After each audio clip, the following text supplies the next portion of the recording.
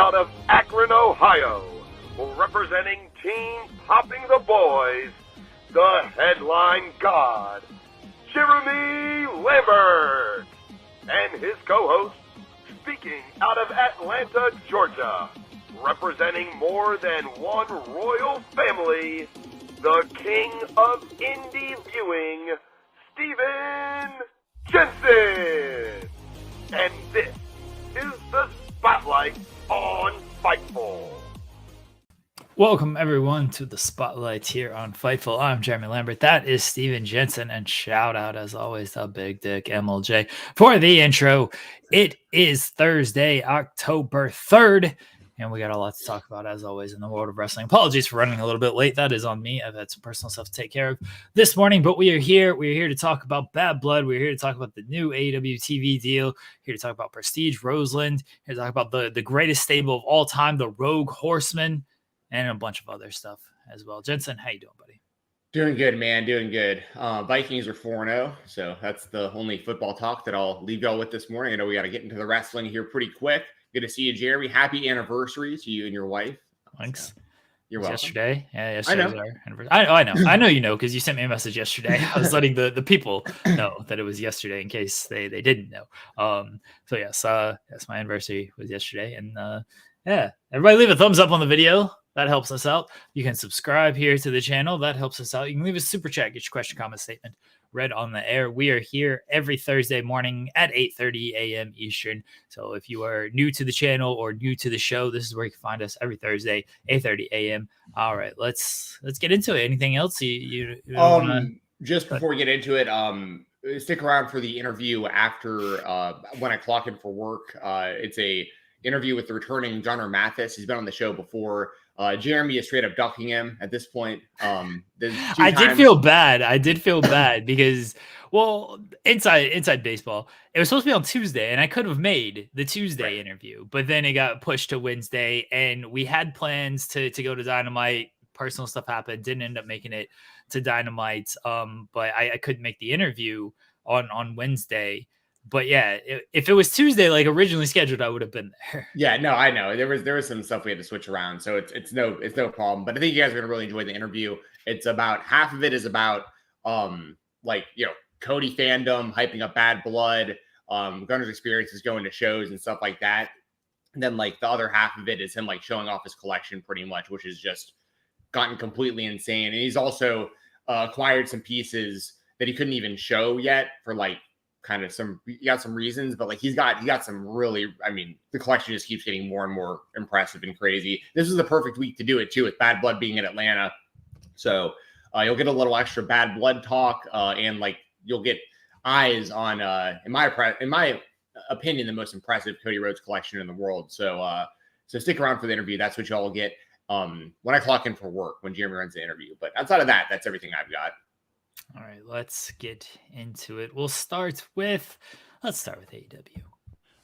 Over 1 million fans and a great number in the demo tuned in. And it was a great show, and I think it's been a run of great shows.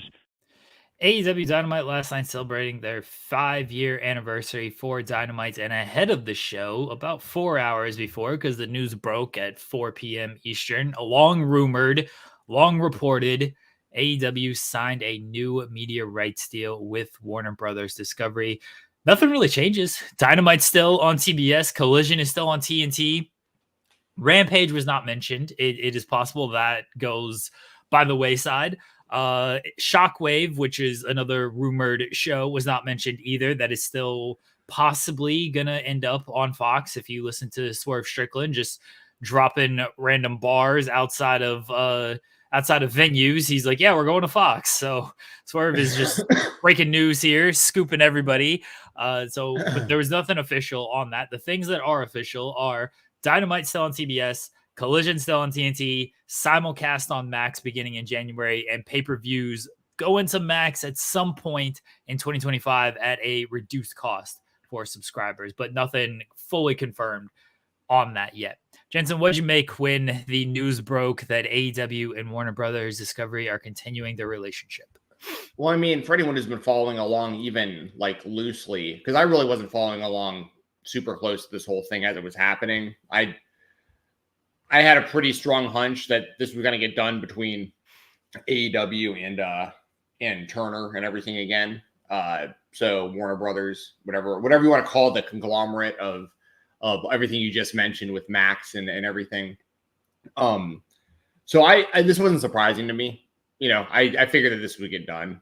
And what I like is you mentioned, was it confirmed yet or not, the simulcast? Like that they're going to do, okay, so that'll be on Max live at the same time it's live on TBS. Yes. Well, that's awesome. That's great. It'll be funny because I wonder how that factors in. This shouldn't even be a thing, but I'm just going to throw it out there. I'm just going to get out ahead of this before, like, so we can just say, like, I told you so. But there's still going to be people who like complain about like the rating of the show, because I'm sure it'll go lower because it's harder to factor in like the streaming numbers versus like the Nielsen or whatever they use for the TV rating still, which no one really. That thing's that's just changed so much over time. But I just want to throw that out there too. Like for anyone who Hawkeyes the ratings for these shows and tries to use it for like WWE versus AEW stuff or whatever online, I just want to throw it out there. Like the number is probably going to go down for Dynamite, but like it's because there's going to be a lot of people who are going to opt to do streaming. Like I know for instance, having the option, I'll probably watch off of Max. You know, I think a lot of people will. So I just want to throw that out there too.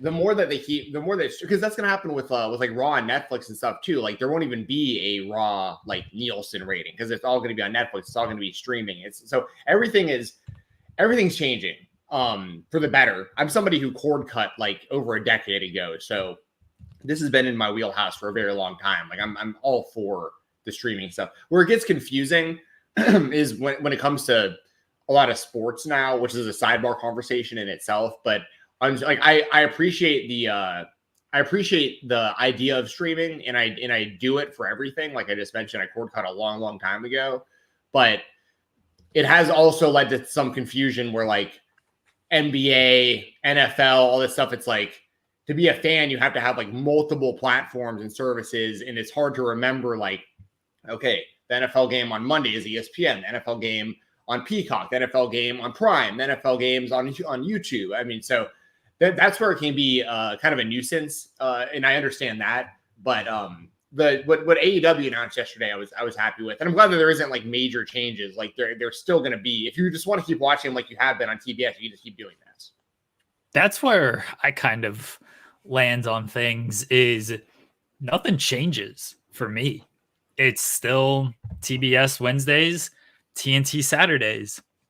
I have Max. I can simulcast on Max if I wanted to. Maybe I will. It largely depends on which stream is ahead, because I watch through the app on TNT and TBS. So if the Max simulcast is ahead of the TBS or TNT app, then sure, I'll move over to Max. I'm not a Nielsen household. I'm not registered that way, so like they're not losing any viewership off of me if I switch to Max. So yeah, nothing really changes though. It's not like WWE where Raw's moving to Netflix, SmackDown's moving to USA, NXT's moving to CW. All the shows are moving networks there. Nobody's moving days, which is great. It keeps the same for me. I wish sometimes Collision would move off of Saturday, almost selfishly, because I like having Saturday nights. But yeah, nothing really changes. It's great news for AEW. I'm not trying to downplay or dismiss the news, because they're getting a healthy TV deal out of this. It's going to make the company profitable, according to everything that Tony has said. It's good for the people backstage. It's good for the wrestlers. It's good for the business overall that all this happens. But as a wrestling fan, as a kind of consumer of this, when the deal was announced, I was just like, all right, cool. It's monumental, but because there's no real effect of nothing changes days, nothing changes networks, it's just all right. But we keep on. Yeah, I mean, sometimes no news is good news, right? Like that's kind of what I feel like here. There's news, obviously, that they've re-signed, and they're staying, but like I like that there isn't some gigantic, massive shakeup. Like I do appreciate that. And then also, this is also something that people just need to keep in mind. that are critical of wrestling, specifically AEW, but this goes all directions. This even bleeds into the indies, what I'm about to say and stuff. But people who just like love hating on this kind of stuff, because there was so much leading up to this deal about, AEW's ratings, AEW's in the mud, like AEW isn't as good as WWE, blah, blah, blah, blah. And it's like, for one, it's hard to make the comparison, right? WWE is the McDonald's of the wrestling industry. Like, a lot of people don't even know. A lot of people think that WWE is pro wrestling. It's similar to the UFC. A lot of people aren't MMA fans. They just think UFC is the sport. And like, WWE is on a completely different level. They have like decades and decades and decades of head starts and worldwide exposure in comparison to AEW. Like, these are all things that are true. I mean, like, it's not even like it's not really a defense or anything one way or another. It's just the facts. And the reason I'm bringing this up is because so many people like to talk about like the lull that the company's in and get so caught up on ratings and all this like kind of sidebar BS conversation that like wrestling fans shouldn't even really be having to begin with, in my opinion. It's like counterproductive, because this company just also, didn't they just get like twice the amount of money that they got for the first deal? So it's not like this, they just like slid by and like barely, oh, like, we're just going to keep you around because we feel bad for you. Like, they doubled their money in this deal too. So it's like AEW is ultra successful. So, you know what I mean? It's ultra successful. It's the most successful wrestling company we've seen in our lifetime outside of the WWE. Like, this has to be considered even bigger success than WCW in a lot of ways.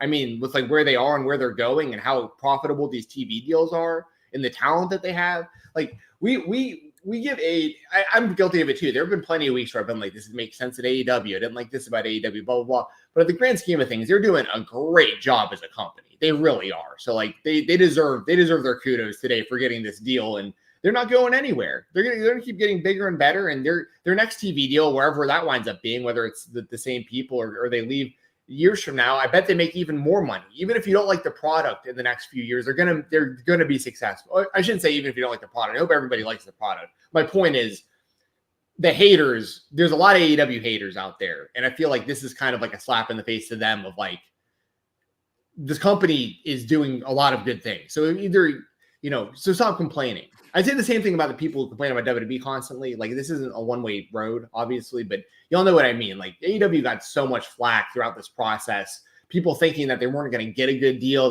that Turner wasn't going to want them anymore, and all this stuff. And it's like, no, it's the complete opposite. Like, they got twice what they had last time. That's pretty damn successful.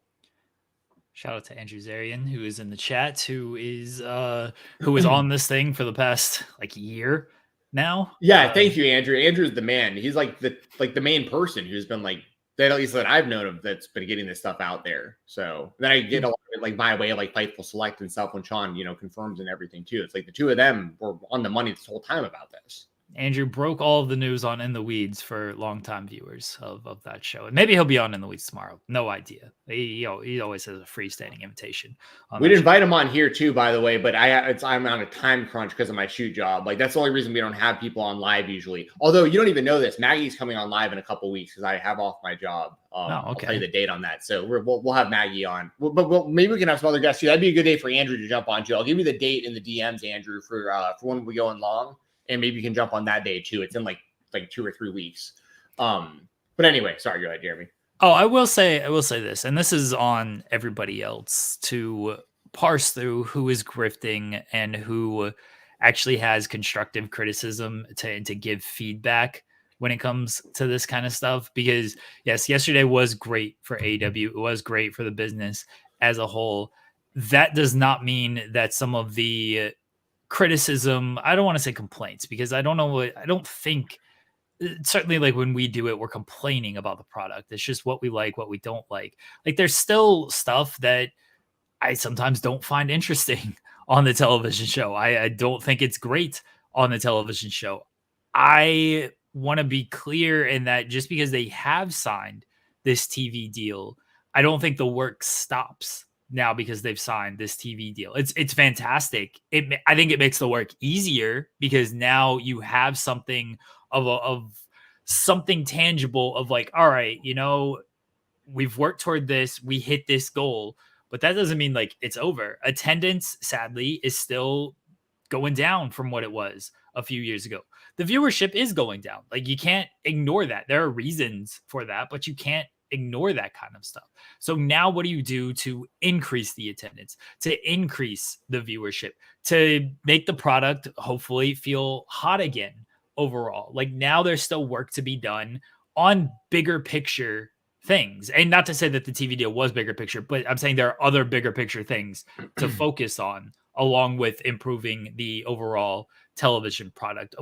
Joel and I always talk about like the marketing of stuff and how, for example, there's a Collision taping tonight. I don't know if you know this, Jensen. Collision is not live this week. Collision is going to be taped tonight in Toledo, Ohio. Technically, I could go to it, maybe, but do you know what's announced for Collision, this taping tonight? Do you know what matches they have announced? No, I do not.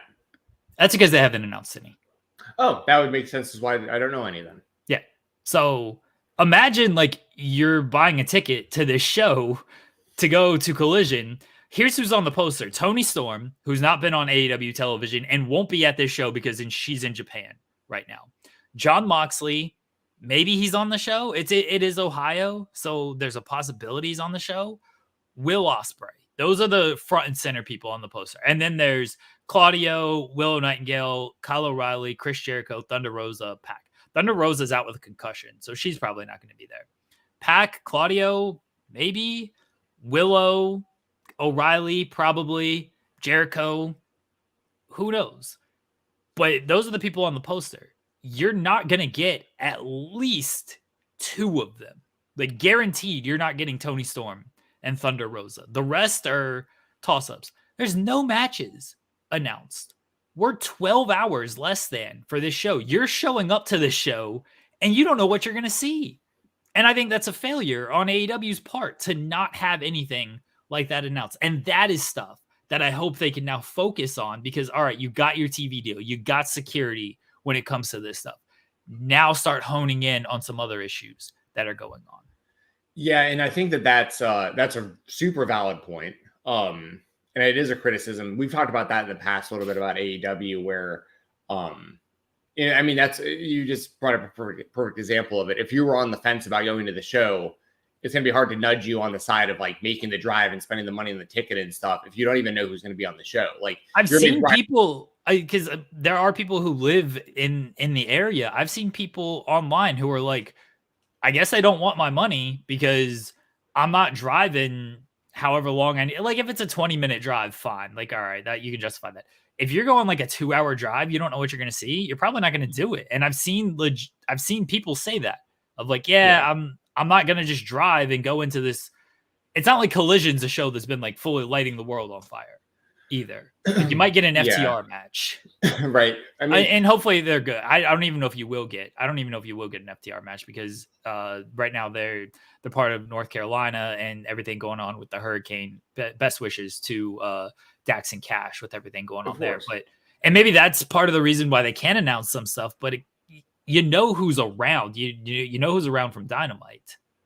Yeah, and I think that part of that also, and this is going to sound like a knock, but it really isn't. Once again, it's just the truth. Like, when it comes to the WWE, there are things that is like helping their business boom massively right now. Obviously, like, I think Cody is a big part of it. I'm a bit biased there, but I think that's pretty obvious. Roman's a big part of it. The Rock being involved again is a big part of it. The sale, there's been a lot of factors into like the WWE's current worldwide success. But the difference between AEW and WWE from like a branding standpoint is WWE, like, that's the draw, like, ultimately. Like, the actual company is the draw, if that makes sense for people who are listening to this. Like, what I mean by that is you can slap the WWE logo and branding on like pretty much anything, and they're going to do well business-wise. Like, their brand recognition is just there. There's going to be kids who just know WWE's coming to town. Their parents bring them and all that kind of stuff. Like, so, but the AEW is a bit different. I feel like the draw for AEW is like, who is going to be on the show? What matches are you going to get? And the roster is so huge that like, you really don't know. Like, if you're a Danielson fan specifically, and you really want to see Bryan Danielson, but like, you don't know if he's going to be on Collision, he might be on Dynamite or vice versa. You have to just like roll the dice on if you're going to get tickets like way in advance, or like hope they're going to announce it last minute, or kind of this position like Jeremy's in right now with this Collision taping specifically. I mean, it's literally happening in real time. And that's where like AEW doesn't have the advantage of the WWE. They had that advantage at like Wembley, like when they first went over there, you know, and even the second time they did very well, obviously. But the first time especially, it was just like, there's a wrestling show at Wembley Stadium. I don't think it would have mattered. I shouldn't say it wouldn't matter. Like AEW did a great job. But my point is like, if WWE would have went to Wembley, they would have also sold out. And there's a few different, like wrestling being at Wembley Stadium was like kind of the draw. Like not necessarily AEW, if that makes sense, but AEW put on a great show and great talent to make it a great event in the stadium. But my point is, like, if this was happening in what town was it? Toledo, you said? Yeah, Toledo. Yeah. If WWE was coming to town, they would their business would be fine. Like people would just go, like because it's just the WWE. Like WWE fans are going to show up, casuals are going to show up, they're going to market it massively in the area. WWE is the machine, is the draw. AEW, the wrestlers and what's going on in the show is more of the draw, in my opinion. So like it's way more heavily reliant on needing to advertise who's going to be on the show and what you're going to see for that exact reason. Because you're not going to just automatically go to the AEW show. You want to know what wrestlers are going to be on the show, what storylines you're going to see on the show, or you might not go. So that's the disadvantage that they have, in my opinion. And that's not even necessarily their fault. It's just like the AEW has literally been around for 5 years. I mean, there's a lot of people that don't even know that they exist still. And then a lot of the wrestling fans are split on them. And, you know, so they're fighting a lot of uphill battles, but I still think they're doing great. They do need help with the attendance. We'll all agree on that. But I think a big part of it is the reasons we just both mentioned, you know, that's how do you agree with that? Like, do you think like, you know, WWE, I think it's pretty clear that they're the draw. They have some stars that are obviously massive draws on their own as well. But like that company's the draw, whereas AEW, it's more like what are you going to see on the show is the draw, if that makes sense. In some ways, yes. But WWE also, you know what you are going to see on the show. They're very good about, like, if I go to WWE, the schedule right now, like, I generally know who, if I go to a Raw show, I generally know who I'm going to see on Raw. Maybe I don't know the matches. Maybe I don't know what they're going to be competing in or anything. But for the most part, I know who I'm going to see. I know Jey Uso is going to be there. I figured Drew McIntyre, CM Punk. Like, for the most part, I know Damian Priest, Judgment Day, Gunther. I generally know who I'm going to see on Raw. I generally know who I'm going to see on SmackDown. Maybe you get Roman Reigns, but they're good about advertising Roman Reigns weeks in advance if he's going to be there. But I know Cody's probably going to be there. Kevin Owens, Randy Orton, LA Knight. Like, I generally know who I'm going to see on these shows. Like I was saying with Collision, I don't know who I'm going to see on Collision. Right. Hologram? I like Hologram. Hologram to me is a draw, but you hope you're going to see Hologram. You don't know what he's going to be doing, probably a match, but you just don't always know. And I do think like putting Jon Moxley front and center on these posters. I said this was a few weeks ago. They like to run this area a lot. And one thing they had like Jon Moxley, Bryan Danielson, and I think Mercedes. It might not have been Mercedes, but it was one of the top females that wasn't on the show. It was for a Collision taping. Again, they advertised on this big poster Moxley, Danielson, and I don't want to say it was Mercedes because I don't want that to be incorrect. None of them were there. If you showed up hoping to see Bryan Danielson or Jon Moxley, you got FTR. Like, and that's no knock on FTR. Like that's fine, but you know, they're not Bryan Danielson, they're not Jon Moxley. And so you probably felt a little cheapened off of that, of like, wow, I was hoping to see the world champion. I was hoping to see, and this was in Ohio. I was hoping to see Jon Moxley. Yeah, you basically got clickbaited. It'd be the same thing if like you were on YouTube and you saw a thumbnail for our show and it was a picture of like Cody Rhodes and me talking to one another and you clicked on it and Cody wasn't on the show. You'd be like, I thought this was a Cody Rhodes interview. You know what I mean? Like it's essential. I don't want to say it's false advertising because they can always go behind the card subject to change thing, you know, but like, I understand what you're saying, though. It is kind of clickbait when, like, you see a poster full of people that you're expecting to be on the show and, like, none of them are there. I'd feel kind of clickbaited. And that's where they've got to just do a better job when it comes to the local marketing and retaining fans in these markets that they run a lot. Like they run the Ohio area a lot. They're coming back here in a couple of weeks for Dynamite. It's Cleveland. They're running a Dynamite show, and they're up against LeBron James' return to Cleveland that night. And so I don't know. they might be able to announce whatever they want, and they ain't going to be the hottest ticket in town for that night. But yeah, this is something that I hope they really start to hone in on, because I want to see attendance go up.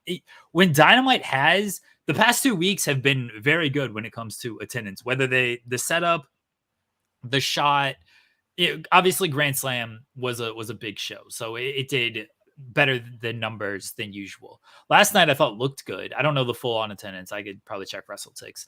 But like they shot it well. The setup was good. There's obviously been some Dynamites though where you can tell the building is just a 3/4 empty and they don't do any of the wide shots. It's all kind of just tight shots because they don't want to show a largely empty building. And so, but I don't want to see that. I like to see when the crowd is full. I like to see the wider shots and the crowd is making noise the entire time. And you got to do better when it comes to local marketing and retaining those fans and sending those fans home happy to keep those crowds going up.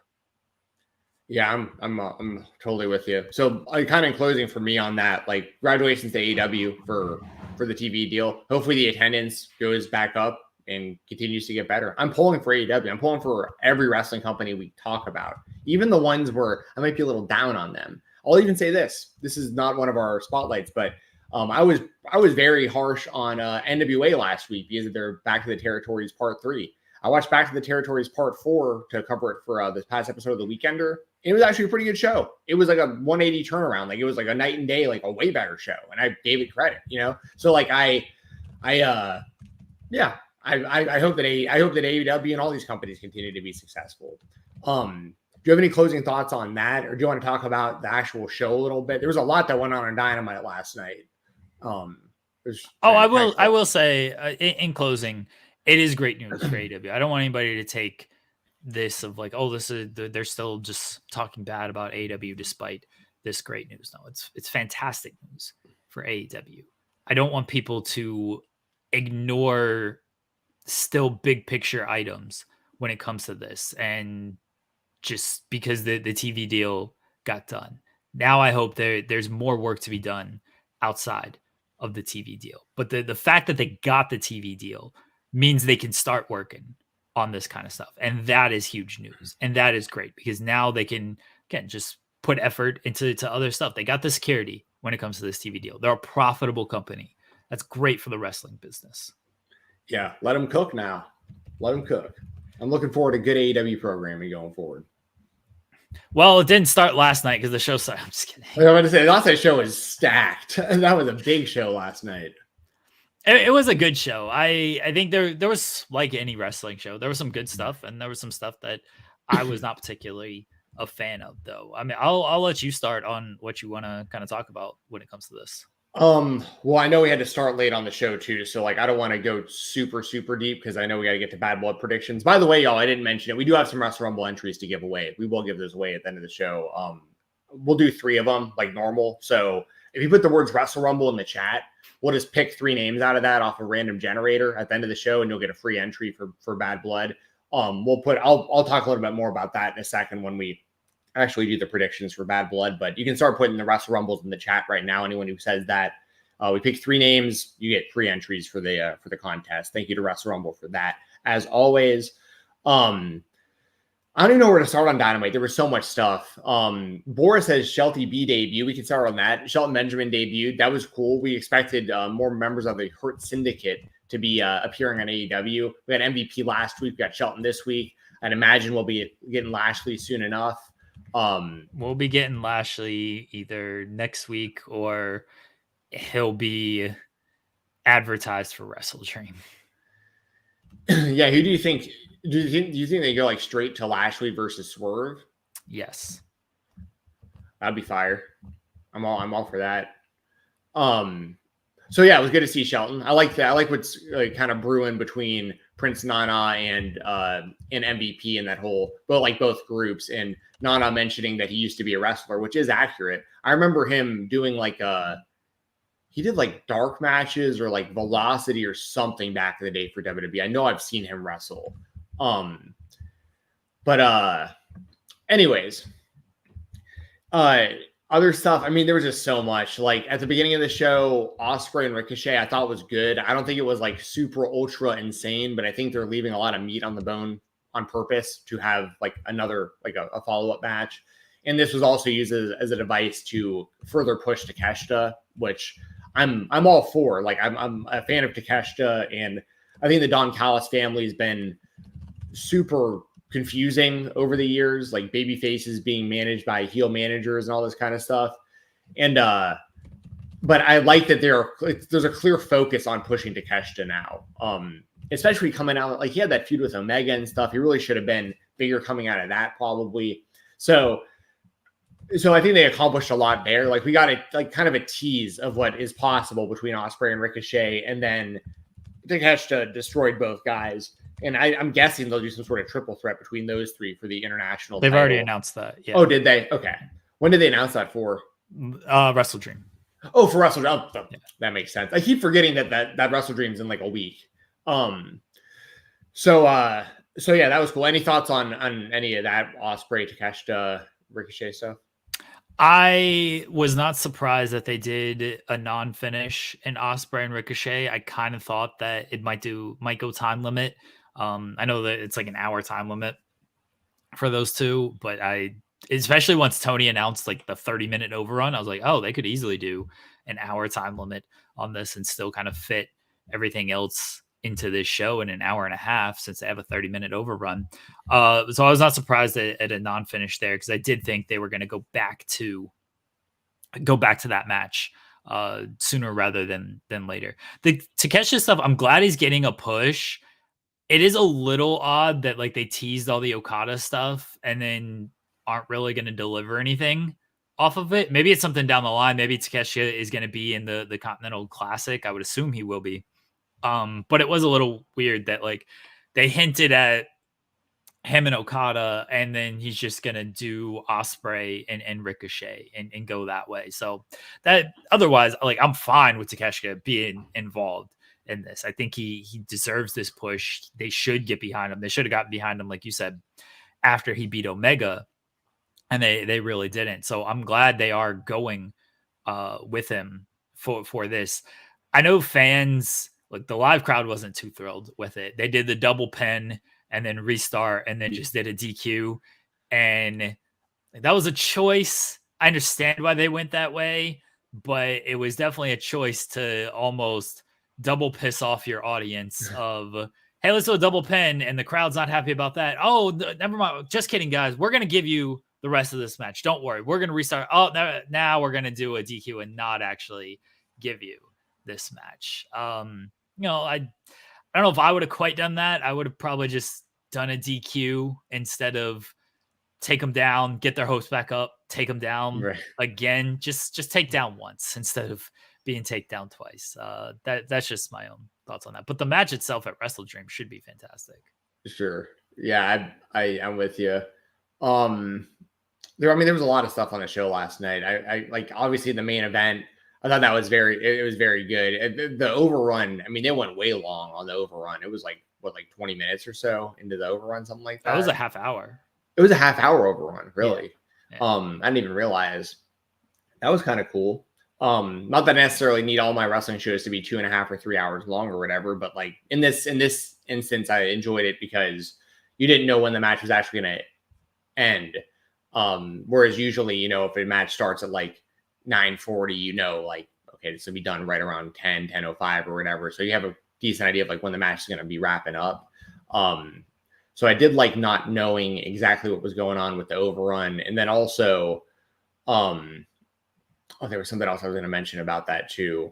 They had to have said it 25 times during the match about making sure everybody knew Continental is only on the line for the first 20 minutes. All right, we only have this much time before the Continental isn't on the line anymore. And I mean, that whole stipulation and stuff was a bit confusing. I understood obviously what they were doing. And I understood it, but I saw MJF's reaction to it on X, which I thought was very funny. But yeah, how did you feel about that as a big Danielson fan, as a fan of him being the champion right now and everything? What did you think about the Okada and Danielson match? I thought it was very good. I didn't like it quite as much as their Wrestle Kingdom match. I still think that's the best match of the three between them. But it was a fantastic match. The finish wasn't too surprising. I like the way he kind of caught Okada off guard with it. Pac and Claudio coming out and kind of causing a double distraction there. The 20-minute gimmick, even though you knew it was going to probably go over 20 minutes because you're not going to do a short Danielson Okada match, like those guys are just going to go a half hour no matter what the setting is. It did basically give away that, hey, this match is going past 20 minutes. Like, don't worry about it. Okada's not going to lose in the first 20 minutes and lose this title. And I didn't think Danielson was going to lose anyway. I don't think he should have lost. But yeah, the 20-minute stipulation basically told me, like, yeah, this is going past 20 minutes at the very least. I thought that maybe they would do a DQ finish in this match because the stipulation for the Continental title is like, oh, there's no outside interference for the Continental. So I was like, oh, well, they'll do a good 20-minute match. And then at the 21-minute mark, here comes some interference to do a non-finish. But then once they did that in the Ospreay Ricochet match, like certainly they're not going to do 2 DQ finishes on their 2 big matches for this show. So I figured that we would get a clean finish on this, and we did. But overall, it was a good match.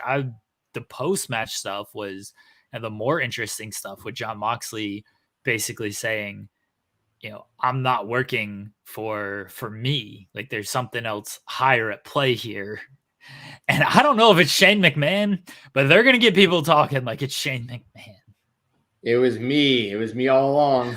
Shane McMahon style. Yeah.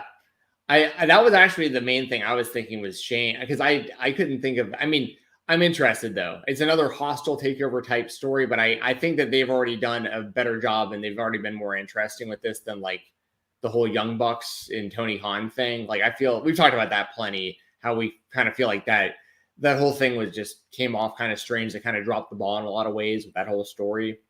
But I am interested and especially, you got to be pretty interested in this too, considering like just a couple of weeks before they broke up, you were saying on the show, you were like, I love everyone in the Blackpool Combat Club, but like the group makes no sense. They're not unified at all. Like This guy's doing this guy's doing that, blah, blah, blah. But then like they broke up. And since then, I feel like it's been super interesting. And I like that Wheeler Yuta's caught in the middle also, but he's been siding with Danielson. But like, you still don't know, like maybe he's still well turned, like there's a lot of questions about it, so I'm interested, and all the talent involved is great. Like these are all great professional wrestlers we're talking about in this story too. So like the matches are going to be badass also. I think everything they've done so far with this has been very good, to even great. Like the angle at All Out was way past very good. But I thought last night was very good with Yuta kind of siding with Danielson. I was like, oh shit, he's going to hit Danielson with that hammer. Once he had that, and Mox is like, come on, swing, like go ahead.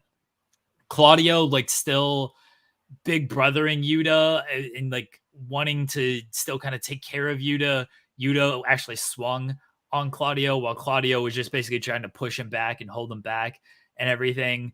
Moxley just not caring at all. Again, this higher power thing. I don't want to fully call it that because people have bad memories of that, rightfully so. But there's something bigger at play, according to Jon Moxley. And I hope the payoff is good, because I think if the payoff is Shane McMahon, it's going to pop me, but it pops me for chaos reasons.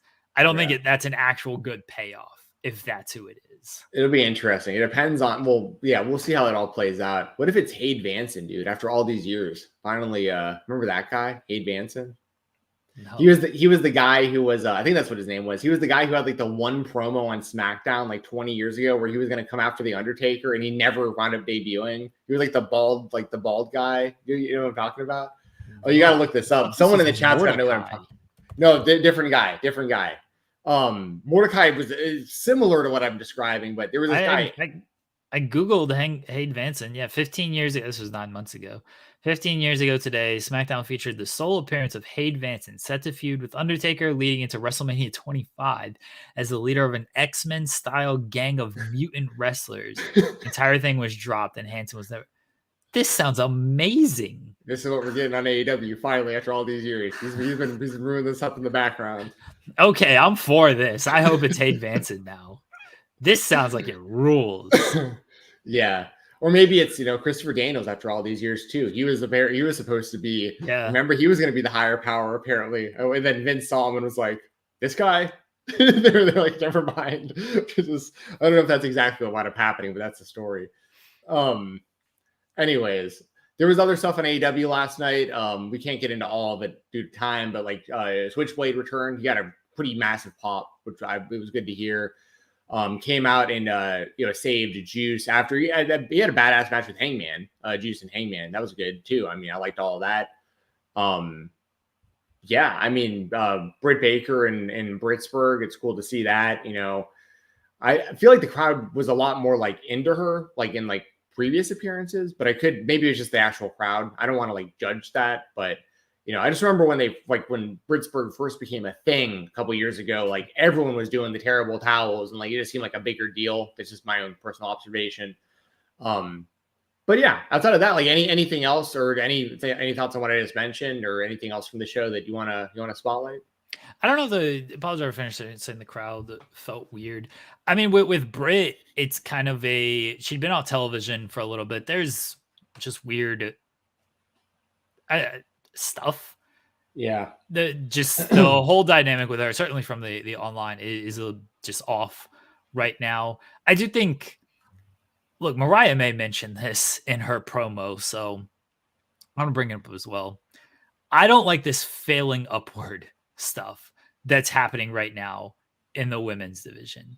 Willow Nightingale, again, Mariah May mentioned this, loses these matches, and it's like, wait, you're coming after my title? Mariah's sitting ringside for Britt against Serena Deeb.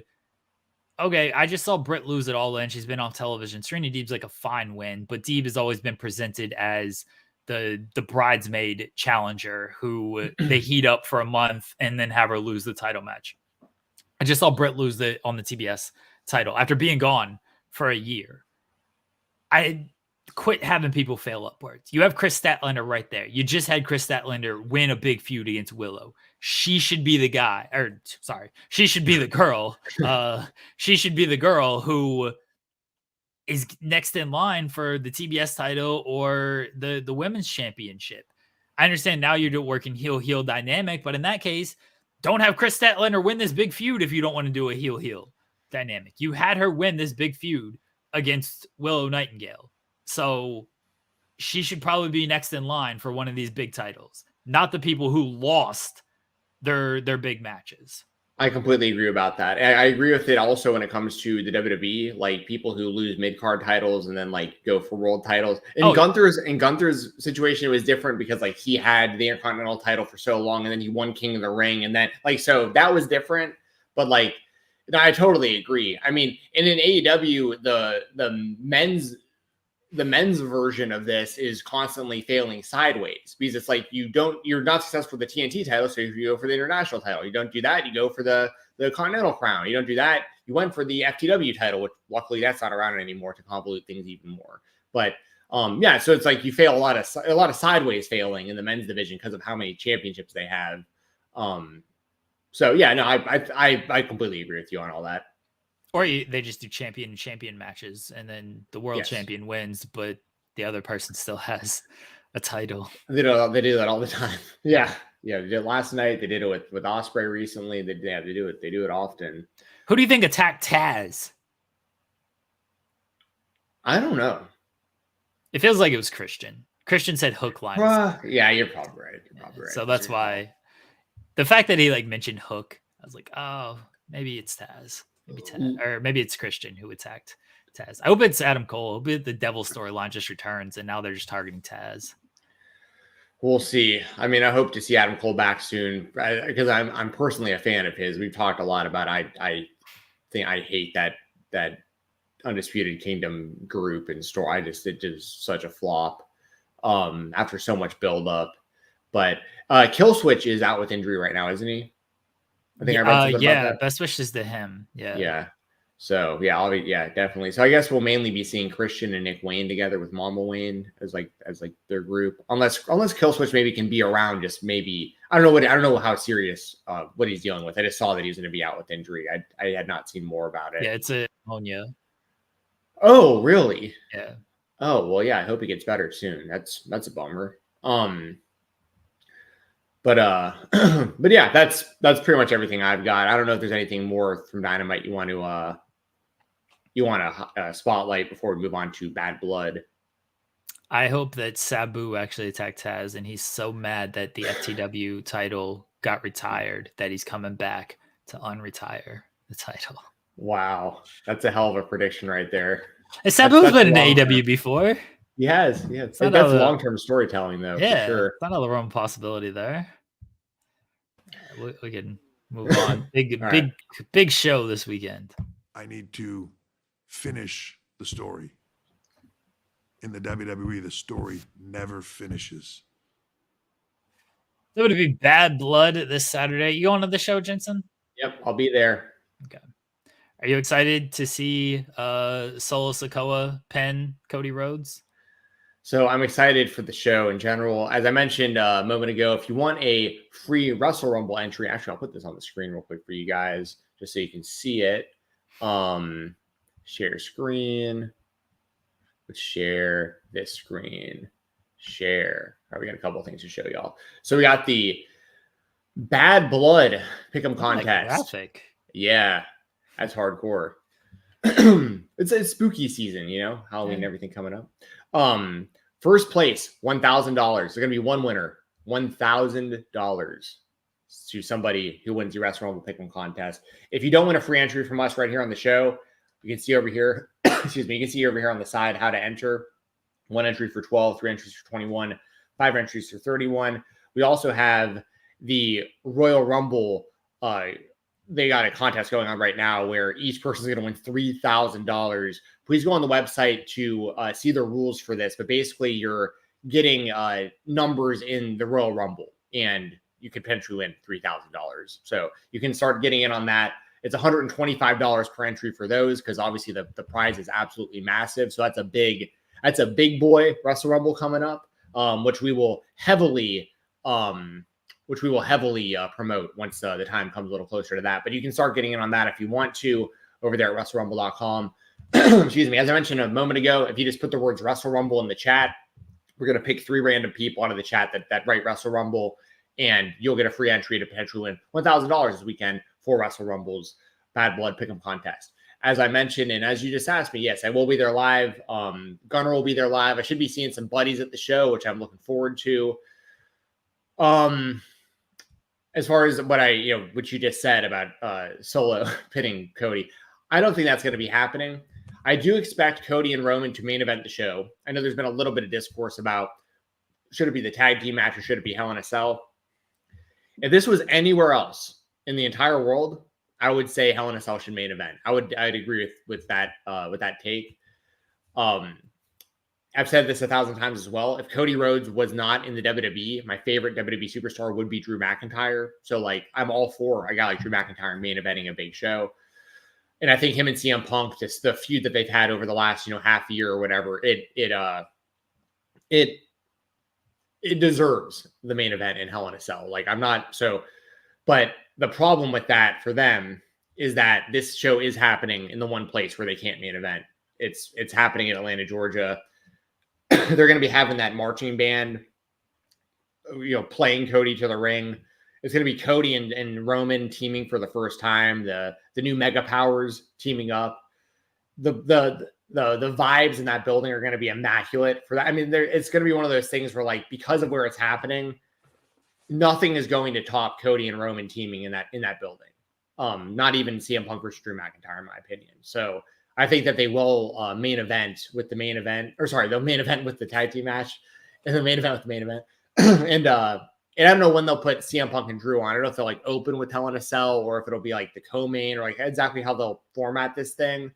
But yeah, so I want to give them credit. Like, I think that once again, anywhere else in the world, I think CM Punk and Drew McIntyre main events in Hell in a Cell. But because it's Atlanta, I feel like you got to go with Cody and Roman. And Cody and Roman are going to win this match as well. And I also think, I know it was teased on McAfee yesterday, and I brought it up the last few weeks. Like, what if The Rock showed up at Bad Blood? And I feel like they're kind of hinting at that now, potentially. So I think there's going to be some big stuff going down. Also, I don't know what, excuse me, I don't know what Dustin's current standing is either, but I expect him to show up at some time in the near future in the WWE. So there's some big stuff to keep your eyes out for.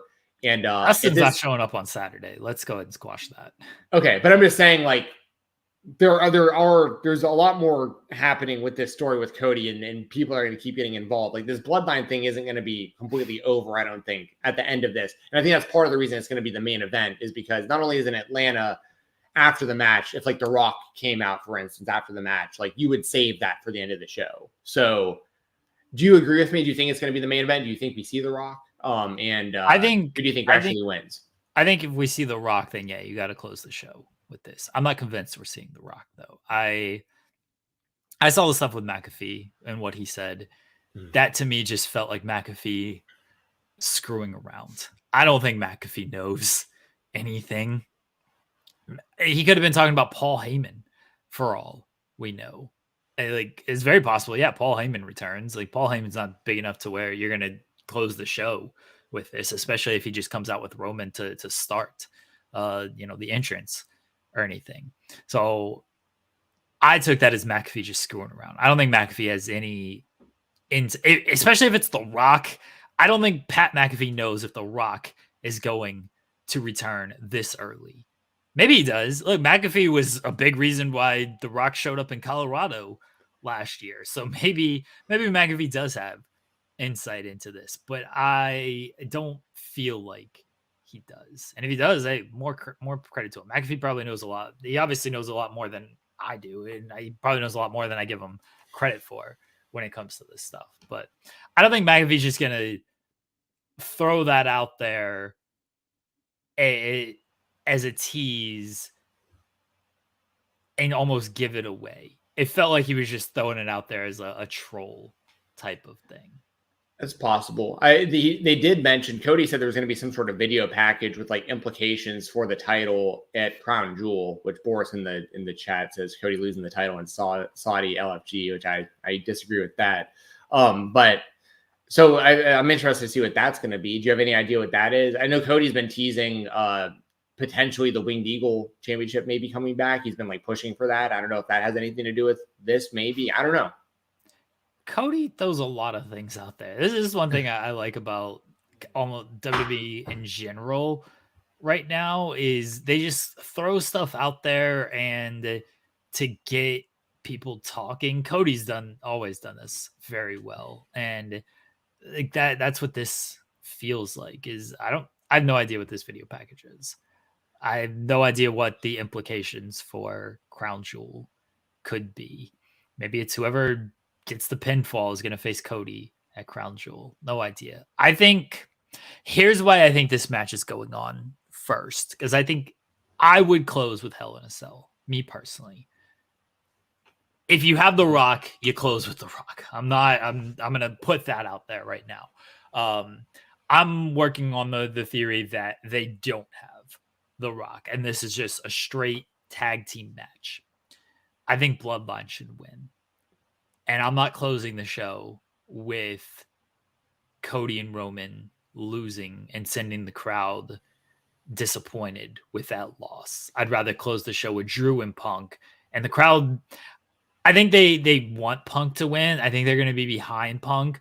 But if Punk loses, I think people are just going to be just happy at the full-on spectacle of Hell in a Cell if it delivers the way that CM Punk is talking about it delivering. I think they'll just be happy with the Hell in a Cell spectacle, no matter who wins and loses. Cody and Roman, they want Cody and Roman to win. I think they'll be disappointed if Cody and Roman don't win. And that's why, and maybe they will, but I think Bloodline should win this match. I think if Jacob's your next challenger, if he's your next guy, I think he should win. If you really want to make Solo Sikoa, if you really actually want to put some equity into him, I think he should win. Cody and Roman don't need to win. Cody's lost tag team matches before. Roman taking a pinfall, that's always big. But I think Bloodline should win this match. I just I gotta like major disagree. Like I just don't see Cody losing in Atlanta with all this hype. I just don't see it happening. Why? I know, but this is I don't know. I mean, obviously, as a Cody fan, I want to see this happen. So I'm going to have to like go against myself when it comes to Hell in a Cell, for instance. Like I want Drew McIntyre to win, but my prediction is CM Punk. Cody and Roman, like I'm not going to pick against Cody and Roman as a tag team against like anybody. That's not happening. They're too good. I think that there's a chance we get Cody and Jacob one-on-one in the near future for the title. They're too good, but doesn't it make sense for them to lose this match? If they win, where do you go after that? You pretty much have to get The Rock involved, which makes sense. Like if The Rock came back and he was like, "Y'all are screwing all this up." Like this is my plan. Like this is my bloodline. I've been the one behind the scenes pulling the strings, and y'all can't get the job done. So maybe they got to bring someone else in. Maybe Drew Rock's got to do it himself. I don't know. Well, sure. The Rock, I assume at some point will get involved. But let's say he's not going to get involved here. Is he going to come back and just be like, all of you guys suck? Now I have to be back here.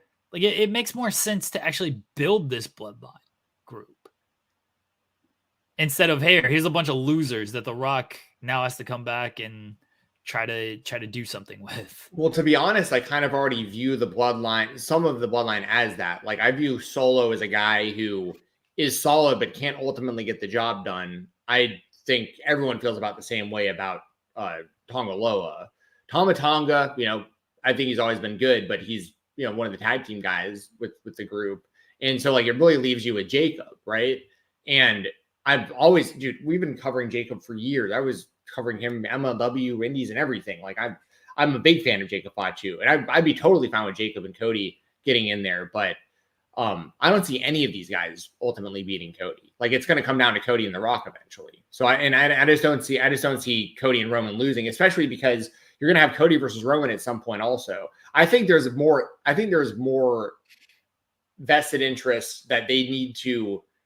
And I'm probably biased, but like I think that it's more important to keep Cody and Roman strong together as a team, leading to what they both have coming out of all this than the bloodline winning this. Plus, you also have.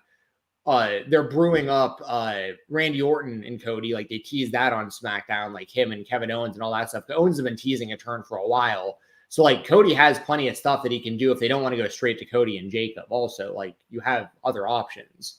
So, and then also The Rock's obviously the big one. So I think Jacob and Cody will eventually happen. It might happen sooner than later. I don't know, but I cannot imagine. I mean, if someone's losing in Atlanta, I would have Roman take the pin, but I don't think I don't think Roman should be taking a pin coming back right now. And I don't think Cody should take the pin in Atlanta either, because the dude literally last time he was here off camera after the show was over, he got on the microphone and did this whole rah speech about coming back as the champion and like what it was going to be like with him in Atlanta, like representing the company as finally being the top guy and stuff. And could they have him lose? They could. They've done worse. I remember the experience of watching guys like JR in their hometowns, what would happen to them. I know the WWE isn't historically above making people look bad in their hometowns, but this is also a different era, and there's a lot invested in Cody as the top guy, and this is his homecoming. I don't see Cody and Roman losing this thing. I think there's no chance that they lose. I think Cody can lose, and maybe it's a Roman accidentally spears him, whatever happens. Like they shouldn't be on the same page. These were rivals for over a year from, Royal Rumble 2023, basically when Cody won that, heading into Mania 39, coming out of 39 when Roman won, Royal Rumble again, Mania again.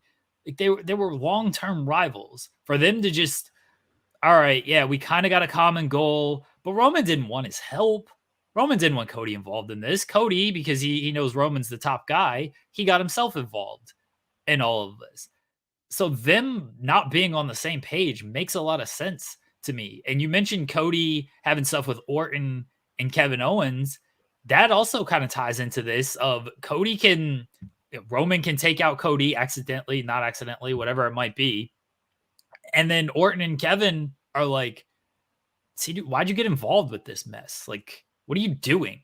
Why would you put yourself in that position? Look what happened. And then Cody is like, being mopey Cody, whatever. He's just doing Cody things. And then finally gets turned on by one of those guys. I think it makes a lot of sense for them to lose, because if Roman and Cody just win, it's like, all right, Solo was a joke. You told me forever he was a joke, and now he just lost. Jacob Fatu, he's good. I assume he's not taking the pinfall. They want to protect him a little bit. Yeah. But he's not good enough to even like lift up Solo. You got to find something else. And maybe The Rock is that. But the story is still Roman and the bloodline. And if Roman can just align with Cody and beat these guys, then I don't have as much interest in Roman and bloodline story moving forward. I'm just like, all right, he just aligned with Cody and beat them. See, this is why, again, Roman accidentally takes out Cody, whatever it might be. And then Roman is like, oh, this guy wasn't helpful. Should have known that. This has always been about family. Then you bring in Jay. Then hopefully Jimmy's okay and you bring him in. Sammy is potentially there as well. And it's like, all right, now we got to get OG bloodline back to go after these guys. And that sets up War Games. I think there's just more story coming out of a Roman and Cody loss. Yeah, I can't disagree with anything you said. Like, I think that I'll agree to disagree. I still think that Cody and Roman are winning in Atlanta, but I think that everything you just mentioned is totally logical. Like, I could see, because I do think we're eventually going to get the reunion of like the OG bloodline. Like, I do think that's going to happen, and it makes sense for it to happen coming off of what you just mentioned. But I think we're going to get all these things. I just think it's going to happen maybe and not exactly the way that you laid out, but what you laid out is totally possible. So I'll agree to disagree, but I can see both scenarios. But obviously, as a Cody fan, being there live, like, I want to see the guy win. So like, I'm picking Cody. You'll get your big entrance. He'll have the marching band play the song. You'll go, whoa, and then that'll be that. It'll be sick. Be fine. He'll be okay if Cody loses. It'll be so awesome. Yeah, I'm so stoked for this. Also on the show, do you have any other thoughts on the Cody and Roman stuff? Okay, yeah, feel free to hold that up for the next 15 minutes if you want. I mean, I did it for a half hour, 15 minutes. I know, you did. You really did. For people who don't know what we're talking about, a couple weeks ago, Jeremy held that one up over his head for literally a half hour. It was actually super. It was like 39 minutes total. It was actually impressive. Other stuff on the show real quick. CM Punk and Drew McIntyre, as I mentioned. I like the build for this a lot. I liked what they did on Monday inside the cell with like hyping it up. I want to see Drew McIntyre win this match. I would really prefer that personally, but I do think CM Punk's going to win. Like, I think the story calls for it. I'm okay with it. The story's been great, and so we'll see where McIntyre goes after that. And Punk, I'd imagine, is heading towards one of the nights of WrestleMania, probably main eventing or having something really big coming up, heading into the Royal Rumble and everything. So like, I just hope both guys have big stories, coming out of this. I will say also really quick, for all the trash talk that I give about CM Punk, like about, y'all know how I kind of feel about the guy on screen. I am a fan of him on screen. There's other stuff that makes you kind of not like him so much. But one thing that I never mentioned that I do really like about CM Punk is Larry. I don't bring that up often enough. I do like his dog a lot. They did like a video recently on him, on the dog on like YouTube, and like, I thoroughly enjoyed it. I've always liked that little dog. I'm a sucker for little dogs. I love Yorkies and stuff. So like, and he's got that little dog with, his teeth are all up out of his mouth, the underbite and stuff. So like, if CM Punk ever sees this, he probably would hate my guts based on all the things I've seen said over the years, but he would have to respect. I love his little dog, Larry. So, it is kind of interesting that the dog has been such a big part of the storyline between him and Drew. But yeah, I mean, I'm gonna take CM Punk as my prediction in this thing. But I expect it to be really, really, really good. I think both guys have the expectation of like, trying to steal the show in this match. I hope Punk is able to deliver on his promise of not having just a wrestling match inside the cell, and instead having an actual Hell in a Cell match and having the violence that we used to associate with Hell in a Cell, and having blood and like actual blood, not, oh, I got kind of a cut, let me let the doctor clean it up and move forward from that. I hope, like, he's talked about this is what he wants to do. I hope he's able to actually do it, because otherwise he looks pretty stupid. Yeah. Do you have an official prediction? Do you think that Punk wins this as well? I think Punk wins. Yeah. Do you think we still? Well, I think we're going to ultimately wind up getting CM Punk and Seth Rollins at WrestleMania this year, since we didn't get it last year. That's my prediction. So I think they'll start kind of building that. I know they got Seth and Bronson like to hold over until then, which has been interesting as well. Other stuff on this show, just some other quick predictions before we move on. I'll just throw out my last three predictions, and you just let me know who you think is going to win or lose. I'm going to actually take Rhea Ripley over Liv Morgan. I think it's hilarious that Dominic Mysterio is going to be in that shark cage. Like that's so funny. And I think Rhea's going to win that. I'm going to take Damian Priest over Finn Balor, and I'm going to take Nia Jax to retain over Bayley. Who do you have in those matches? Anything else you want to elaborate on those? I think Finn and Liv end up winning. Oh, okay. Yeah, I think that they're going to try to get more equity behind them. And it could be a new Judgment Day member, potentially, in one of those matches to help boost. Do you have that a prediction table. on who that could be? Not really. No, I don't have anybody off the top of my head. I just think that there might be somebody involved to help boost them a little bit. Okay. Yeah, I don't really have a prediction on that either, but I think that's probably a good call. Maybe we do get a new member of the Judgment Day. Just throwing things out there, you know? Yeah, sure. I feel you. Right. Cool. Well, we got about 12 minutes or so before want to get to the next topic? Yeah. Our product is what it is. We're going straight up the middle. The Rogue Horsemen. Yeah. You want to talk about them? I'm fine. I just wanted to bring them up on the show. You know, MLW had pit fighters this past week for free on their YouTube channel if you want to check it out. Thought it was a good show, different type of show. They had some matches like Janai Kai and I think it was Janai Kai versus Del Miexo, if I remember correctly. They had like a Taekwondo match and stuff like that. Filthy Tom and Matt Riddle was the main event. They had like a Valley Judo match and stuff. And the Rogue Horsemen were throughout the show as well. They appeared in I believe the opening match. I think Bobby Fish won the opener. And then also BRG had a match later in the show that he lost to Alex Kane. I'm doing this off the top of the dome, by the way. I'm pretty sure I'm right about this. But the reason I wanted to bring it up is because I want to know your thoughts as well. Because I think they're the greatest group of all time. I unironically think that this is a good group for all the guys involved. I can't tell if you're trolling or not, but I think that CW Anderson and Brock Anderson actually are a good tag team, and it makes sense for them to team together. And BRG has always been talented. He's kind of the Flair of the group. But he hasn't reached his full potential at all. But I like him. And then you have Bobby Fish, who, people have plenty of opinions on Bobby Fish. So One of the greatest wrestlers ever. Right. It's what's your thing? Big dick Bobby Fish. Big dick Bob Fish. Yep. So I mean, but honestly, they show potential as a group on MLW. I think they're going to be in line for a pretty big push collectively, and I'm not mad about it. I just think it's something for people to kind of keep their eyes out on. I saw the group kind of brewing and forming together, and then now they are a stable on the show, and they're kind of all over the show now. So I just want to throw that out there. Any thoughts on the stable that's kind of starting to take over MLW a little bit? Yeah, they rule. They absolutely rule.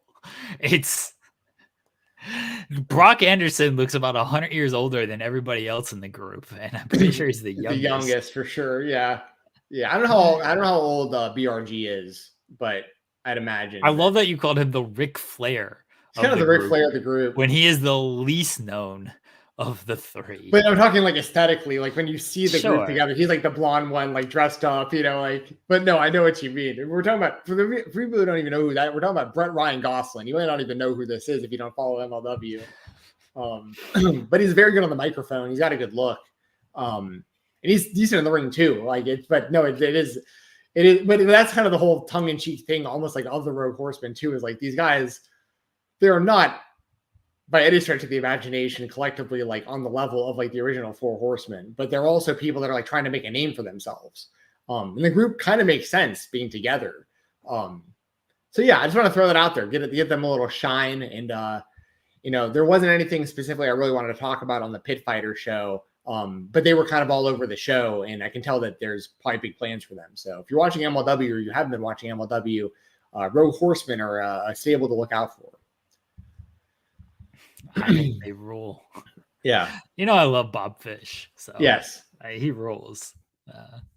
It's a fun little group that I have no idea. Maybe JBL's behind everything in AEW. Well, MLW? No, AEW as well, and MLW. Because I forgot to mention, I'm glad you brought him up because a few weeks ago, JBL did help the Rogue Horsemen on MLW. Like he whispered something to Brock Anderson, and so like he might be behind this. So anyway, shout out to JBL for like out of nowhere getting all over the wrestling world. Like he's in like he's got some sort of like footprint in like every wrestling company right now, which is good for him. Also, Elite Combat Club mentioned Dijak at MLW. He had a match again. Well, he wrestled Jake something on a different show over the week. Dijak came out, I think, during the MLW show. He attacked some people. Yeah, he attacked people in like and then he attacked Riddle at the end of the show too, maybe. Yeah. So Dijak's in line for a big push in MLW, but we knew that was coming. They had the whole Doomsday countdown, leading up to him, and he's teamed up with Saint Laurent now as his manager. Saint Laurent, it was funny because Saint Laurent was out there with he was cornering Filthy Tom for the Valley Tudo match against Riddle, and after the match, after Filthy Tom lost, Saint Laurent got on the microphone and like basically shunned himself from Filthy Tom, and that's when Dijak came and like made the attack and stuff. But excuse me. But what was funny is Saint Laurent on the microphone was like, "All these years, I've known you for 20 years. All these years, I've been the one behind the scenes, making sure you've been passing the drug tests and all this stuff." And I was like, dude, that's kind of funny they brought that up because for people who know Tom Lawler's history, it's a super long story that I won't get super into, but basically, if I remember correctly, basically what wound up happening with him, I talked about on the Weekender as well. He was suspended from the UFC and from MMA basically for like 2 years when he was like a top 10 light heavyweight years ago. He got suspended for basically the same thing John Jones was just like allowed to fight with. It was like the picogram thing where like the UFC went out of their way to literally move events states so that John could continue to fight, but like they suspended Bobby Fish for it. And then after his suspension, Bobby Fish suspended Filthy Tom for it. And then after Tom's suspension ended, the UFC just fired him. So they could have just fired him like, years prior, like when they knew that this was a problem. They could have just been like, all right, we don't want to deal with you. We made an example of you. We'll just get rid of you. They made him serve his whole suspension and then fired him right when he was able to come back, which is BS. But then Saint Laurent kind of alluded to that during his promo when he got rid of him about like the drug test. So I just thought that was kind of funny as like somebody who followed his MMA career as well. So anyway, that's all I've got for MLW this week. I want to give a big motherfucking shout out. You wanted to speak about Big Dave joining KOBK at TEW? Yes, I wanted to do that, and then you're probably gonna have to cover the Roseland stuff.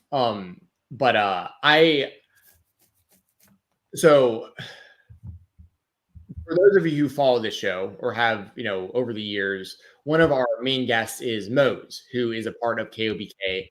It's a stable of wrestlers that I'm a big fan of.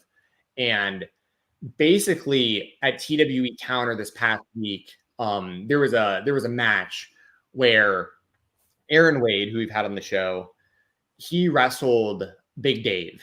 Big Dave is coming off of a few weeks ago. He actually had a pinfall victory over Adam Priest, which is a very, very big win of his.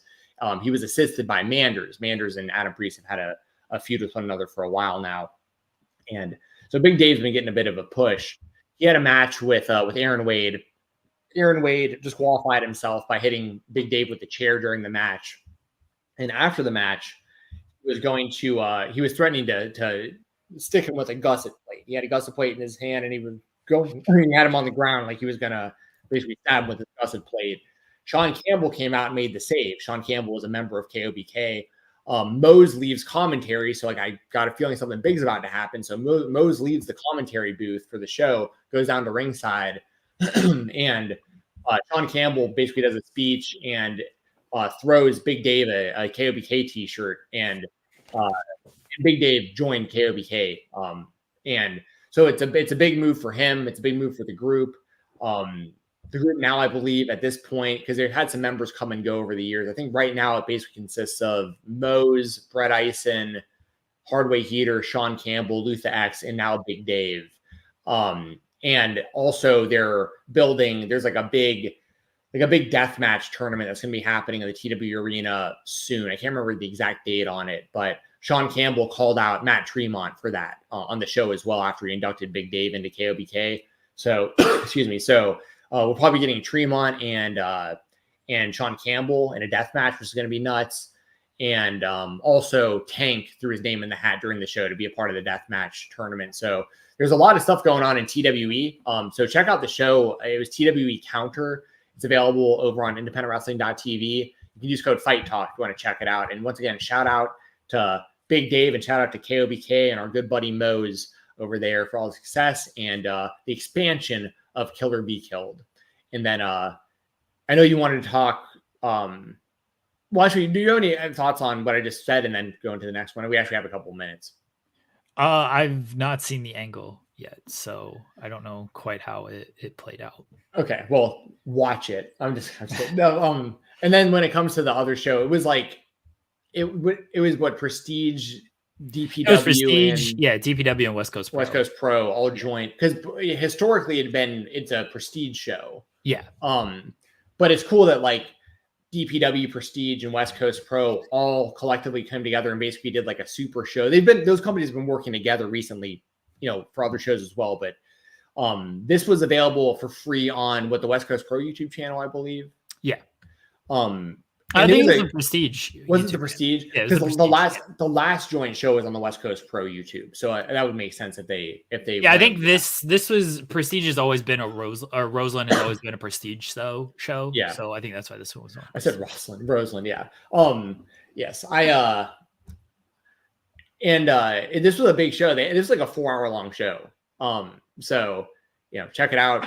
What was the main thing that you wanted to spotlight again from the show? There was a lot of matches. The biggest thing to me was the SEU reunion. First time since 2020 that we had Frankie Kazarian and Scorpio Sky together. They took on Midnight Heat, Eddie Pearl, and Ricky Gibson. You may know Ricky from WWE SmackDown when he was Kevin Owens' mystery partner, tag team partner that got immediately turned on.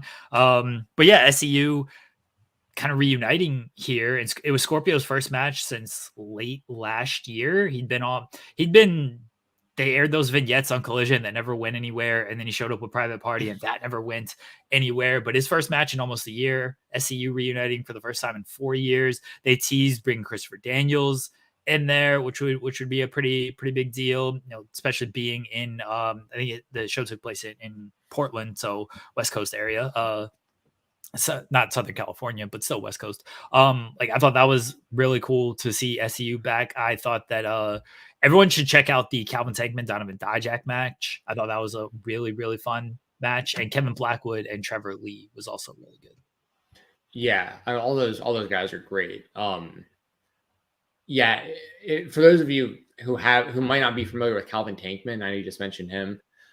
He's a guy who's been good for quite a long time now, and he thrives in like every scenario I've ever seen him in. Like years ago, he would do a lot of like the PWFI style rules matches at Paradigm, and he's been really all over the place. He's done like some GCW shots. He's all over the indie scene. He was pretty big in MLW for a short time too. He was a guy that when he was a part of MLW, I really felt like they should have pushed him like more towards the world title. He was there during the reigns of Jacob Fatu and Hammerstone. So like it was tough for anybody to break through that because like both those guys had really long title reigns and they were very good title reigns.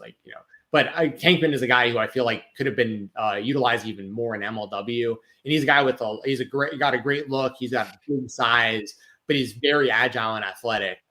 I describe him as the kind of guy who can pick you up over his head and throw you over the top rope, or like dive over the top ropes at you as well. So like, so yeah, I'm a big fan of Tankman's too. There's a lot of talent on the show.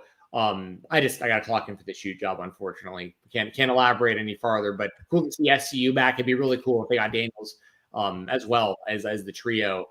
And I also don't know what the future of these guys looks like. I mean, Scorpio is still signed to AEW right now, right? They're just not using him. Yeah. Hopefully they get that figured out. And he gets either more TV time or gets to do something different. Kaz made that decision for himself. Whatever it was, like a year or two ago, whatever. Time's been flying, but Kaz basically made that decision for himself of like, I don't really want to stick around. They're not really doing anything with me. This isn't kind of the vision that I had for AEW. So I'm gonna leave and try my luck in Impact and do whatever. So yeah, got nothing against it. Very, very. It's cool to see them back. It makes me want to see something like a Triple X reunion too, because those guys are still around, right? We got like Loki around still. We got Io Skipper around still. We got Christopher Daniels around still. Give me some of these random throwback teams and trios from like the early days of like my indie viewing, if you can. Keep those coming. But anyway, I got to clock it for the job. Jeremy, please make sure to give away 3 Wrestle Rumble entries after I leave. Just pick 3 names out of the thing if you can. It is Pile Driver Finisher and D'Lo Diggs. Those are the only 2 we got? Yeah. Okay. So that's we're gonna give those 2 away. Perfect. Those 2 are gonna go away. I'm going to be giving away. Please just DM me, guys, on X. I'll open my DMs if I haven't already, and y'all just message me to give me a reminder. I'll make sure both of you guys get free Wrestle Rumble entries. And then I'm gonna also, and Tyler just got one too. All right. So message me on X. I'm gonna give away some more on Twitter tomorrow. After SmackDown. So I'll put up a tweet tomorrow morning. If you retweet it, I'm going to pick some names and give away some more entries right after SmackDown for Wrestle Rumble. So good seeing you, Jeremy. Good seeing everyone in the chat this morning. I'm going to clock with the shoot job, and enjoy Bad Blood this weekend, everybody. Appreciate it. As always, Jensen, enjoy the show this weekend. I hope Cody wins for you. I hope you are not a disappointed Cody fan going to the show. Right, the rest of the people in the crowd, I don't care. I hope Cody loses. Let's get into this interview with Gunnar. I was not here for this. I know it is a lot of Cody talk. It is a Bad Blood preview and everything. At one point in time, I will be on the show with Gunnar, and I will troll endlessly Gunnar and Jensen together. And I'll defeat them both, just like the Tribal Chief Roman Reigns. I'll stack Gunnar and Jensen and defeat them both. But until then, happy conversation about Cody Rhodes between Gunnar and Stephen Jensen. Here we go. Gunnar Mathis in the Creator Spotlight. Welcome to the Creator Spotlight here on the Spotlight on Fightful. I am Stephen Jensen, not joined by Jeremy Lambert as normal, but we do have a returning guest on today's show. One of my good friends, the most impressive Cody Rhodes collector in the world. We have Gunnar Mathis back on the show. Gunnar, thanks for joining me. How you been doing, man? Doing good, man. Doing good. How are you? I'm doing good. It's funny doing this intro because we stay in touch pretty often. I obviously follow your collection. You actually got me pretty deep into the trading card world recently, in like recent months as well. So I've been deep diving on that on apps like Whatnot and stuff like that, which isn't good for someone like me who obviously has a bit of a problem myself, but it's all in good fun. I'd rather be addicted to something like this than something serious. You know what I mean? Collecting stuff. But Gunnar, for those of you who might not know Gunnar, he legitimately has, in my opinion, the most impressive collection of Cody Rhodes stuff I've ever seen. And he's become a friend of mine through kind of like the Cody friend universe. And he lives pretty local to me too. So hopefully we get to see each other again in person this weekend at WWE Bad Blood here in Atlanta. I'm really looking forward to that. But yeah, Gunnar, for those of you who don't know you, might not have seen you last time on the show, kind of explain kind of who you are and your fandom of Cody Rhodes. Yeah. So I live, like you said, pretty local to you, just North Georgia area. I'm 22 years old. Like you mentioned, I work in the sports card industry, so I'm big into that, and I've always been into like collecting because of my dad. He was a big collector of just sports cards and different things, so I guess I was just kind of went under his wing, I guess, into doing that. So, and yeah, obviously a huge Cody Rhodes fan. He's been my favorite for over a decade now, as long as I can remember, honestly. So, yeah. That was my alarm going off to remind me to record this interview today. So there you go.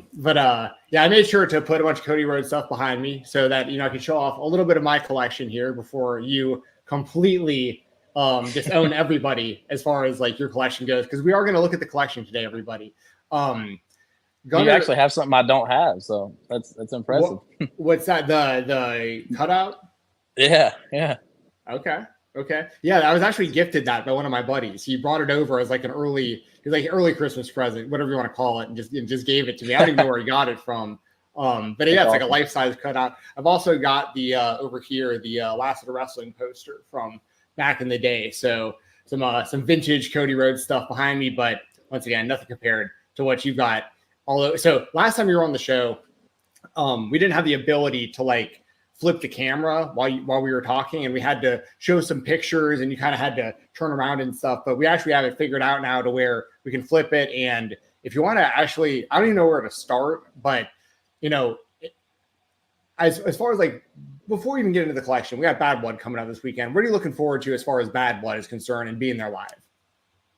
I'm really looking forward to seeing a bunch of friends like you and a bunch of other friends I got coming into town. So I'm looking forward to seeing some friends that I've made that I actually have never even met in person.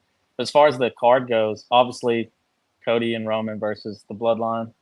And I'm also really looking forward to CM Punk versus Drew McIntyre. I've never been to a event. I can't remember. I don't think I've ever seen a Hell in a Cell match live. I've been to a lot of shows, but I don't think I've ever seen the Hell in a Cell match live. So I'm excited for that. Yeah, I'm in the same boat. I've been to plenty of steel cage matches. I'm sure you were there live when Cody wrestled Wardlow in the steel cage at AEW years back. Yeah. I've been to some good steel cage matches, but never been to a Hell in a Cell live.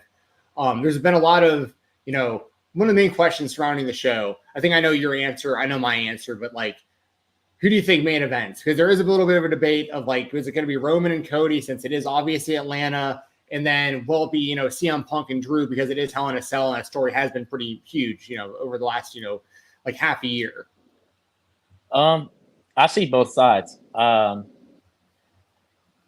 could see Drew and Punk main eventing, but in my opinion, with it being in Atlanta, Cody's home, and as Roman liked to think it was his home as well, with it being in Atlanta, I think that'll main event. And then also, I don't know if you watched the Pat McAfee show today, but after it, there was a little bit of a rumor spark now that somebody might be returning there. So if that does happen, I see that being in the main event slot. But either way, I think I can see both sides, and I can see where either one should be the main event. Yeah, so I did see a part of that McAfee interview this afternoon, and I had started some speculation myself in recent weeks of like, what if something big did happen? I mean, Bad Blood is obviously this is Cody Rhodes territory. If there was going to be maybe a return of someone like The Rock, for instance, would that maybe happen on a show like this? Atlanta would go nuts for it. I mean, that's kind of where my head's at is like, are they talking about The Rock? Is that what you're thinking as well? That's what everybody seems to think. So if that does happen, there's no way it doesn't main event, in my opinion. Yeah. And I might be a little biased here, but like, I feel like most people would have to at least see our side of this. Drew and Punk has been awesome. People know I'm a bit of a CM Punk hater, but like I have my reasons, but I do respect what he does on screen. Like I really did like his AEW run. I really do enjoy his WWE run currently. Drew, if Cody Rhodes wasn't in the WWE, Drew McIntyre would be my favorite guy in the company. Like I love Drew McIntyre. He's my number 2 guy in the WWE. So I have liked this story a lot. I fear that Punk is going to win the Hell in a Cell, as I feel like the story probably calls for that, and I'm okay with that. But, I mean, this is Atlanta, and it's also Cody and Roman teaming for the first time. Like, the place is, like, I don't think you're going to be able to top as kids like to all say, aura nowadays. Like, that's, I feel like you're not going to be able to top that. Like, I feel like you got to main event Cody and Roman together. And there's, like, rumors that a high school band, I'm assuming Lassiter, but I don't know. But there's apparently like a high school band is going to play him out to the ring and stuff. Like how you can't top that in Atlanta with Cody. It's the it's the Arkansas State band. It's a college. They played Kingdom like live at a college football game a couple weeks ago. But yeah, I saw that. I mean, so they brought them in. Okay, cool. Yeah, with them being there, and like you mentioned, I mean, it being in Atlanta, Cody and Roman teaming for the first and maybe only time. I mean, to me that is what should main event, but we'll see. Well, let me hear about some of your experiences. We're going to get to the collection here very shortly. I'm jonesing to see some stuff, but you go to a lot of live events. You were just at one just like within the last few days. You get a lot of pictures with Cody and stuff. Obviously, you collect Cody stuff as well. What's your experience like as a fan? Because you're obviously a super fan of this guy, and just for people who might be anti Cody Rhodes or people who might be on the fence about the guy or whatever, but they see obviously he does these Make-A-Wishes and he stays late for the shows and all this stuff he does. As a super fan of Cody's and having the experience of like actually meeting him and taking pictures with him multiple times, like what are your experiences like as a fan when you've actually got to interact with him? I mean, I can remember my first experience meeting him, and whenever it was maybe like 5 people that actually knew, or everybody knew who he was, but whenever it was like 5 people who wanted to take a picture with him, versus now where there's literally thousands of fans who wait around after SmackDown, Raw, Live, wherever to get a picture with him. And it's always been the same. He's always took time out of his day for everybody, and I've always appreciated that. I mean, and he's just the realest. I feel like he's one of just the realest people out there, honestly. What you see on screen truly is him. And so I've just always appreciated that. And seeing it now where, like I said, you go to an arena and thousands and thousands of fans have his T-shirts on, kids wearing his merch. Then he's like a real life superhero, and it's awesome. Yeah, it really is. Something else that's awesome is all these collections that you're gathering when it comes to Cody. Something I wanted to bring up before we started looking at some stuff. I see some cards behind you, and you got me pretty into the cards through Whatnot and stuff. And I remember, you don't even know this, I don't think, but around the time that I started doing like getting in on those like case breaks and stuff, I started getting like a little too into it, and I'd be like laying in bed at like 2 a.m. and like in one of these streams. And I remember not having a clue what was going on when I started looking at these. I just saw like a wheel, and just people were just throwing money in like a pot, and just a wheel was spinning. And then I see you enter the chat. This had to have been like literally 2 a.m. And then I saw your name pop up in the chat, and I was like, oh, Gunnar in here fishing for Cody right now. I guarantee it. And it was just so funny, like that little world where I just started noticing kind of the same people popping up in a lot of these chat rooms or whatever you want to call them, like auction rooms and stuff like that. And that little world. Can you kind of speak to that a little bit? I know obviously like you're in that world as somebody who does it as like a business with like the shop and everything, but you're also a collector yourself, obviously. Yeah, so I mean, I collect, and I have for a while. Like I mentioned, my dad got me into it. He collected sports cards, and he actually had his own little shop with a buddy of his back in the day. So like growing up, I've kind of always done it. And as far as like the little world goes, it's so crazy because I have so many friends in the card industry, and if I trade a card to them, it goes to like every one of us get it, and then it'll come back to me, and and it's just a cycle because it seems so big, but it really is kind of like a small community in a way. And I guess for sports like basketball, baseball, football, it's a lot different. With wrestling, it is a little bit more of a niche market, and for cards at least. And so, yeah, when you go into these like rooms or auction rooms, like you say it, I mean, you see the same people over and over again. And it is funny to see. And you like you knew what I was about to buy or who I was looking for. And I can be in those, or even doing my own, I can be in them, and I know when somebody enters and who they want to purchase, So it's funny, and it as big as it seems, it really is like a small community in a small world. Yeah, the night that we've been in plenty of the same rooms in the past handful of months, but like there was one night I remember with like that I believe you were bidding on the Cody stuff. I mean, throwing hundreds of dollars out there. I mean, like it was not cheap stuff, and also Undertaker. I saw that day. It looked like you were going after some Undertaker stuff potentially.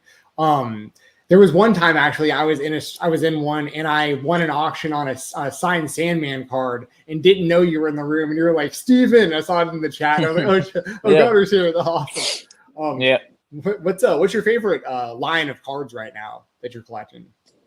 My favorite, actually, I mean, it works because I think my favorite card set ever is pretty new, and it's the Immaculate. I don't know if you if you watched any of it, but I mean, they did it in 2022 and 2023. Immaculate just came out not too long ago, but there's plenty of sets that I really like, but that one overall, I think, is my favorite, and it just so happens to be new as well. So yeah, I think Immaculate is my favorite only because it's a higher end set. I love a lot of the pictures and just designs they use on the card, and just I know that it's something that long term will hold its value. So I kind of like to consider those things whenever I'm potential, like you said, spending a decent amount of money on some of these cards. So yeah, I think Immaculate would be my favorite set at the moment. I like those. Those are like the thicker cards.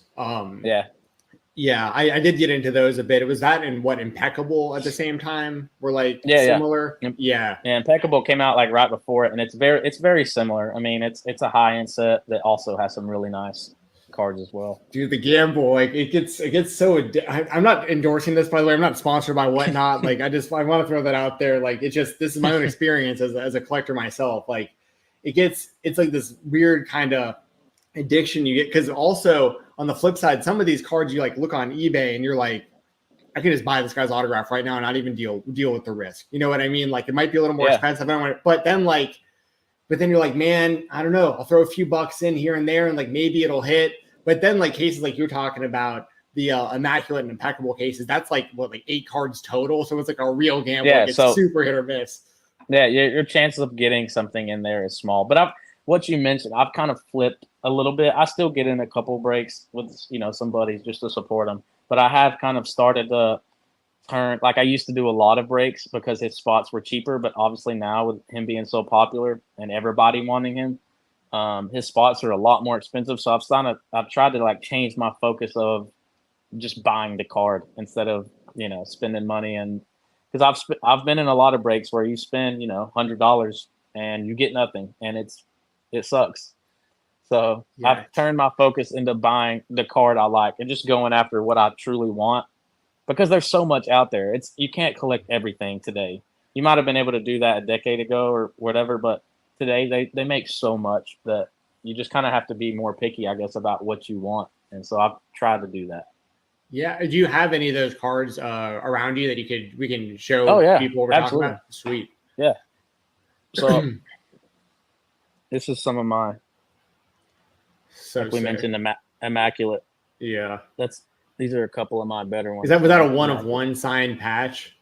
Yeah.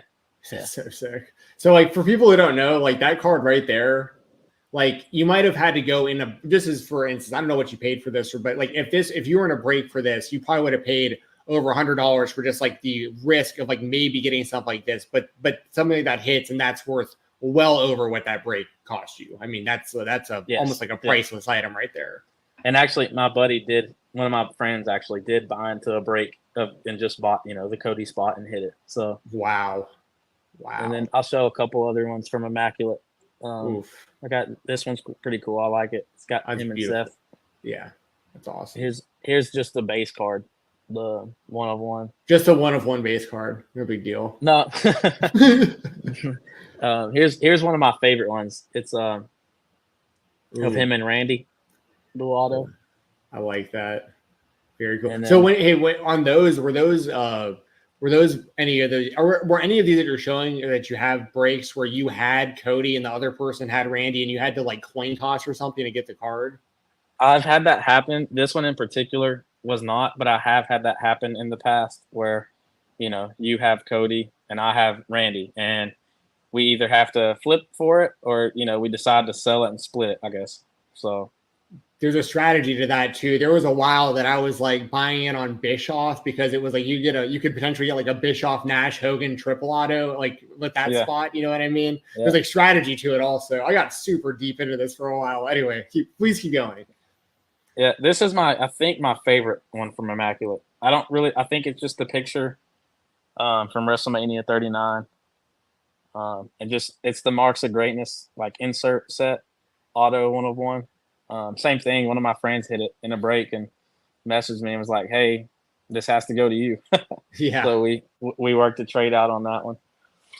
But yeah, that's some of my favorite. I mean, these are all the ones like that I have displayed.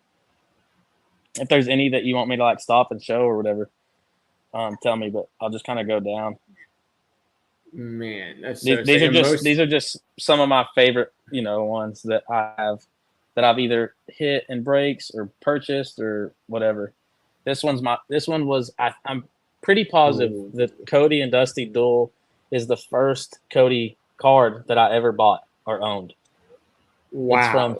It's from 2009 Tops, and I'm pretty sure just before. I mean, and I think I paid $50 for it. Oh, gee, a long time ago. Steal. Oh my god, a long time ago. I think it was the first card I ever purchased. So that one's really special to me for many reasons, obviously. Well, and back then you're pretty much just paying for the Dusty auto because like no one cared enough about Cody. His stuff wasn't worth like anything then, like which is so crazy to think about now how valuable it's all gotten. This one as well, the Cody and Dustin from AEW Upper Deck. I really like it.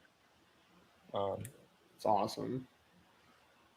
Yeah, are so you gonna get all those ones. graded like over time? Every one of those probably. A lot of them I'll get slabbed. I mean, the 1-of-1s I've always kind of told people like, or at least my opinion, I don't really see a need to get them graded because they're 1-of-1s. But yeah, I mean, over time, some of them I will for sure.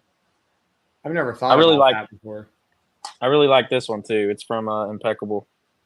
It's numbered to 22 from his return at WrestleMania 38. So sick. So sick.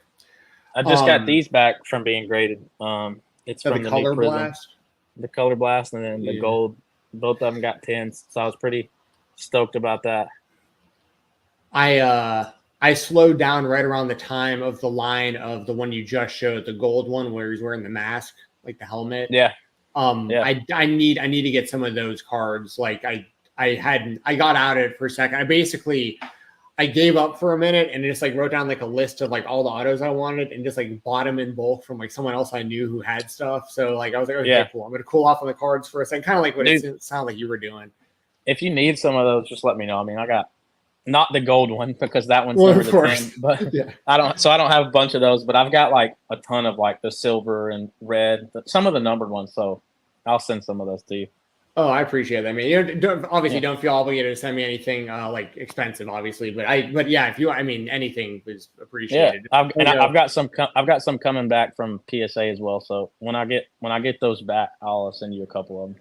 Oh, and dude, for people who don't know, Gunnar has been helping me out getting my cards graded as well. I've gotten some, probably 20 or so over time that he's helped me with through an SGC. Yep. But I have so many. It's gonna be so expensive. The next haul that I send you is gonna be like probably 20 or 30 cards, but like it's gonna be worth it because my collection has grown so much. But like some of these, I mean, it'd be dumb for me not to get them graded, so I got to do it. Right. Yeah. I mean, and I would, it helps the value of them obviously, and it's just easier to sell them once they're graded. Yes. Yeah. If you go to sell them, these obviously I don't plan on selling. I get asked all the time, "Would you sell it?" Like, no. I'm not trying to be rude, but no, nothing I really have, at least of Cody's, is ever for sale. So, but if you ever did need to, then grading them obviously helps the value of them and as well helps make them a little bit easier to sell. Yeah, for sure. Behind you, I see that jersey. There was a bit of a story behind that. You hit me up because I was at that show and I was like, dude, I'm standing right in front of it. I'll buy it for you right now if you need it. And you were like, no, man, I got one locked down. Like, I appreciate it. And then like you didn't, and then I guess you had to scramble and now it looks like you got one. So that's good. If you want to show that off, I think it's pretty cool. Yeah. Yeah. This was from, I don't even remember the date. You might, and then it's a Braves jersey and then they numbered them and Cody signed them all to 50. So they only had 51 available to my knowledge. And that was just his childhood number. So that's what they went with, and he signed them all. And yeah, I ended up getting one, even though it was a little bit of a headache. But yes, I got one. Then my buddy in Dallas, I sent it to him. He framed it for me. Looks really nice. It actually lights up too, like the frame and all. That's really cool. But yeah, that's one of my favorite pieces I own, just because it's very unique, and you just don't see stuff like that, I guess. So that's one of my favorite pieces I have for sure. I might need to talk to your buddy. I've got an old signed Andrew Jones Braves jersey that I've just had forever. That I've always wanted to get framed. It's just on a hanger, but I've never had the right person to something that would be really cool. And I've got a buddy in Atlanta who does it too. This one in particular, my buddy in Dallas who did it. He's a big Cody fan, so when I showed him, he's like, dude, if you get that thing framed, let me do it, please. And I was like, all right. So, but I got somebody in Atlanta pretty close to you too. So yeah. Okay. Perfect. That with you. Perfect. Hook it up, please. And dude, do you own I'm sure you've seen it. It's this thing had to have been $1,000 at the fan zones or whatever. It's the Cody Rhodes belt display with him. I think it's him winning the title display. Do you know what I'm talking about? The shadow box. Yeah. Yeah, so I do actually.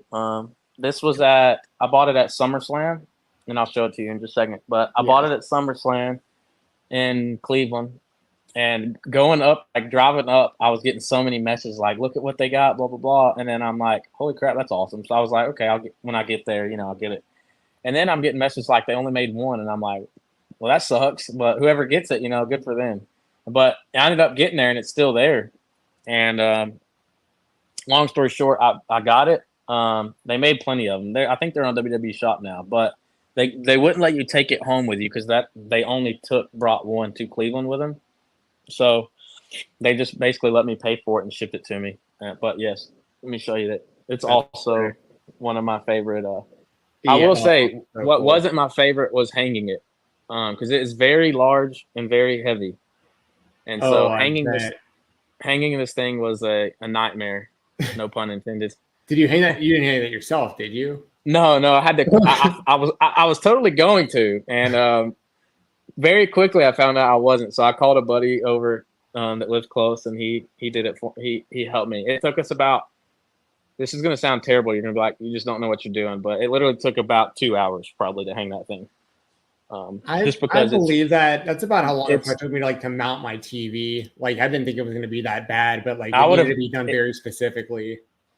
Yeah, I've mounted plenty of TVs, and this thing took the cake. I mean, it was very tough. But and another reason it was tough is because where I was going to display it ended up not fitting. So I had to take it down, move it, and it was just again, it was a nightmare. But yes, that's one of my favorite pieces, just because. Obviously, a replica title signed by him with pictures from, when he won and all that. It's a nice piece that I never thought they would make, but of course they did take more of my money. Yeah. Well, so if someone would have bought that before you got there, would you have tried to find who that person was and try to buy it from them, or would that just is that a one of one that you would have let? Well, I guess you would have bought it later on anyway because it didn't want to be one.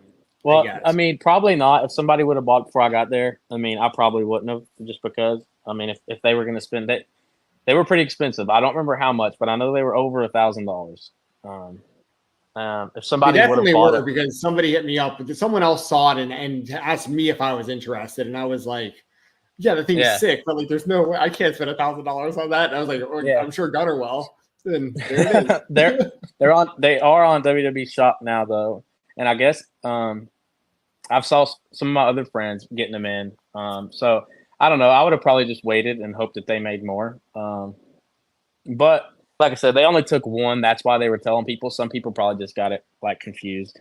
But they made a bunch of them, and they just couldn't send that home with anybody because it was on display and they wanted to sell more. So smart. Makes sense. Yeah. Have you been keeping up with all of his action figures also? Are you still getting every one of those? Yeah, it's funny because one of my friends here has a wrestling figure booth, and so used to I would just buy them from him, but now they make so many of him that as soon as they go on pre-order on Ringside Collectibles or whatever, I'll just order them so that they make so many. It's hard to keep up. Like I'll just get them in randomly. I'm like, oh yeah, I ordered this. That's right. I know the like feeling, and they trick me because I accidentally don't realize I'll be like, oh, this is new, but then it's actually like a top. It's just hit have, it's just like it's a re-release. You know, yeah. They make so much, and I love Mattel though. Their stuff's awesome. I do not have the new. I need another one of the new Ninja Turtles, but they're only at Target. You can't order them anywhere. But I keep up with it, and I just order them as soon as they go on sale, because if I don't, I'll forget what they made, and I'll go to Walmart and be like, do I have this or not? But if I just order them, I know I have them. Yeah, and it's gotten a little overwhelming. I was really good at, I got all of them up until maybe a series or two ago. But also they re-released him with the mask and the paper bag. But I have the original figure of that, from when it first came out years ago. But they did update the jacket, so I'm like, oh, I feel like now I gotta get this one too. It's different, and I will say it's much better. So if you were on the fence about buying it, I'll go ahead and overrule that and say you need it for your collection. Yeah, that's my favorite version of Cody. That obviously outside of the current American Nightmare that we currently have. My favorite version of Cody was always the undashing with the mask and everything. So I always thought that was such a cool figure that they even made that with the bag with the eye holes and all that stuff. And I do need to still get that Casey Jones Cody. That thing is so sick. I haven't been looking at. I just haven't been figure hunting at Target recently. But I'll be on the lookout for that now that it's on the. They're nice. Page. They're nice. I found one Tuesday morning, but my buddy texted me. He's like, "Hey, I need this for something this Saturday. Would you please sell it to me?" And I'm like, "Sure." Because he needed it. I'll find another one. It's all right. He needed it though for something special this Saturday, so I told him it's his. So now I got to find me another one, because I was going to Target every day, and then finally, I guess it was Monday or Tuesday, and I finally found it. And I was like, "Yes, it's here." And then, he wanted it. So, is he well, I guess you don't have to tell me, but that'd be something. That'd be cool to get signed. If you were a big Ninja Turtles fan, I read the Sting Raphael signed by Sting, because I thought that was a really cool crossover. I think it was actually I know his wife is a huge Cody Rhodes fan, and he wanted it for her for I think her birthday's this Saturday. Oh, very and he cool. couldn't find it, so I was like, dude, it's fine. I'll find another one. Make sure, because if he ordered one on eBay, it wouldn't get here in time. So I was like, sure, it's yours, and I'll find another one eventually. You let them all breathe, right? You don't have the room to be displaying all men on card for the figs, or. I get made fun of for this by one of my buddies, but I for the most part, especially all the recent ones, I buy both. I'll leave one in the package and I'll open one. Do you keep the one in the package in a box, or do you also display the one in the package? Which is your display. Let's go ahead and get to the. Yeah, I'll show you that. I'll display it. So I got all the ones that I have, in the package or whatever. That one of one I've told you before. That's one of my grails. The Cody. This one, Cody. That one right there. Yeah, that's a grail figure right there. Yeah. So I display all the ones that are in the package down here, which, like you said, it's hard. I don't really have the space to. So the more space I run out of, I might just have to box some of them up. And but I do leave these in the package, and I got a couple more. These are the new ones we were just mentioning. Yes, so I have this one as well.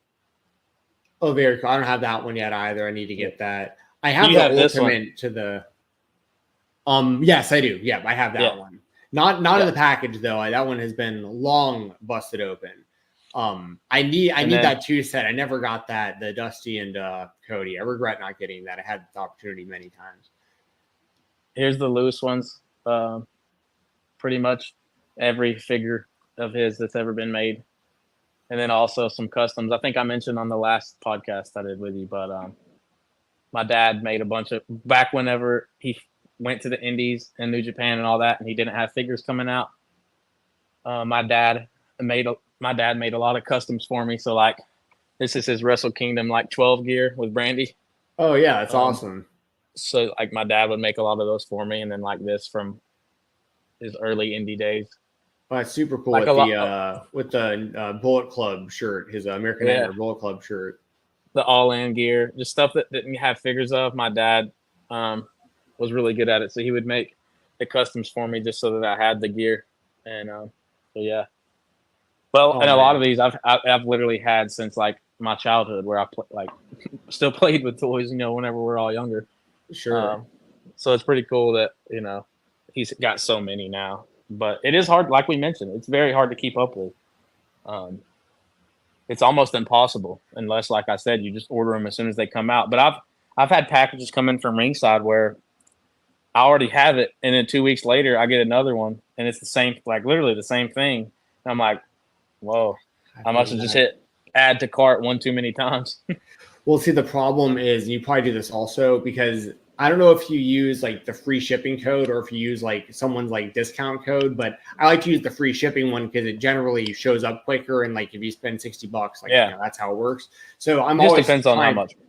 And that's the whole thing is like, I'll be like, okay, I want to get this new thing, but I need to get over $60. Oh, what's the newest Cody that I don't have? And I'll go find that and I'll add that to the cart, and like I'm good to go. Or I'll put multiple Codys in there and then I'm good to go at 60. But then sometimes it overlaps, like you said, and then you wind up getting the same thing in the mail multiple times.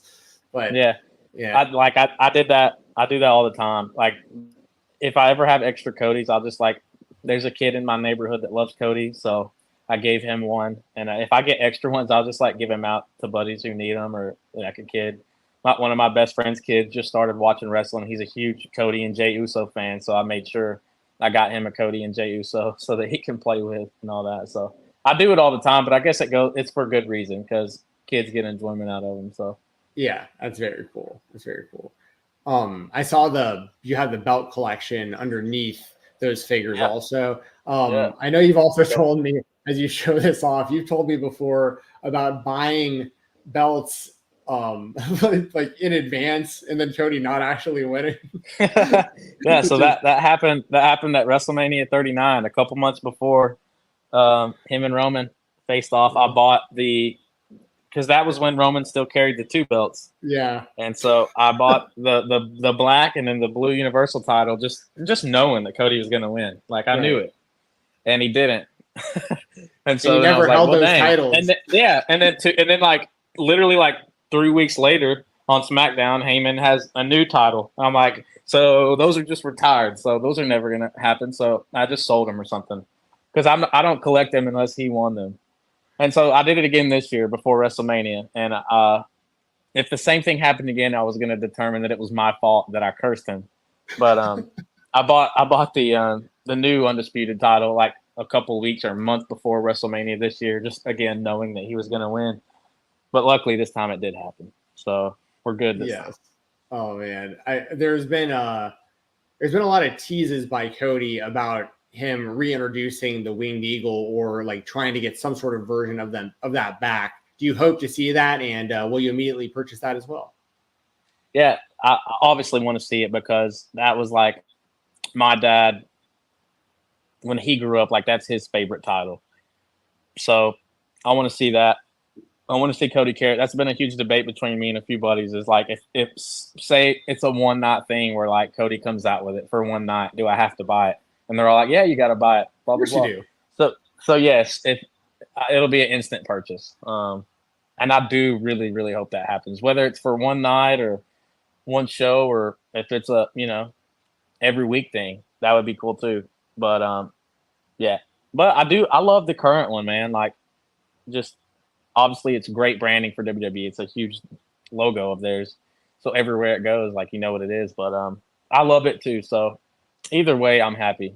But if they make it, or if he carries it, I will buy it. Yeah. Oh man. Yeah, I know it gets expensive, obviously, because like it's like everyone else can spend your money so easily and be like, yeah, of course you got to buy it. Like you got to buy it. It's like, it's not your money, dude. Like, chill out. No, for sure. No, yeah, this stuff gets expensive. It didn't used to be expensive. Because because I've been collecting it for so long. But now the bigger he gets, the more expensive this stuff gets. It's expensive, but you know, we work hard for our money. So whatever makes you, I always said, whatever makes you happy, you know, do it. And I really enjoy it. I'm a huge wrestling fan. I've always enjoyed collecting, like I told you. So if I can afford it, sometimes I can, sometimes I can't, then I'll find a way to make it happen, you know.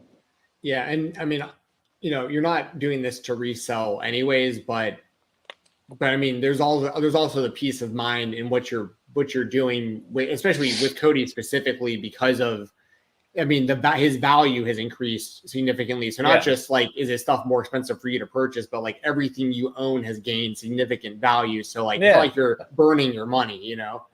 Right. I mean, that's like you said, I don't plan on it, but it is a good peace of mind. If tough times happen, hard times came about, then, you know, I have stuff that has gained value, or at least not lost value for sure. So if I ever needed to, then I definitely have some stuff that, you know, hopefully that never happens. But yeah, it definitely is a good peace of mind. What do you think is your most valuable item? What's your most valuable item sentimentally, even if it's not like monetary? Like, you know, what's your favorite item? And then also, like, what do you think is your most valuable item? Man, that's a tough question. I know you have some stuff, like you have ring worn stuff too, which I'd like to see also if you're able to show anything. Like, and obviously it's hard to put a price on that type of stuff, obviously. I would say it's going to be hard to nail down one, but I'll first tell you my most valuable piece. Like you said, I mean, it's all worth, you know, who knows what it's worth, but I would say my most valuable piece currently would be the jacket from Double or Nothing 2019 that he wore against Dustin, the ring worn robe. And then I also have some tights as well from his AEW days. Those I would guess be the most valuable. I mean, I have a few cards that have gained value. I have some cards that are up there. So, and I'll show you those in just a second. But as far as my favorite, like most sentimental piece goes, would be the Braves jersey behind me. I really like it. The title, obviously, because, I mean, the framed shadow box title, because when you've been a fan of somebody for so long and you see how much he's grown, and now he's literally on top of the world.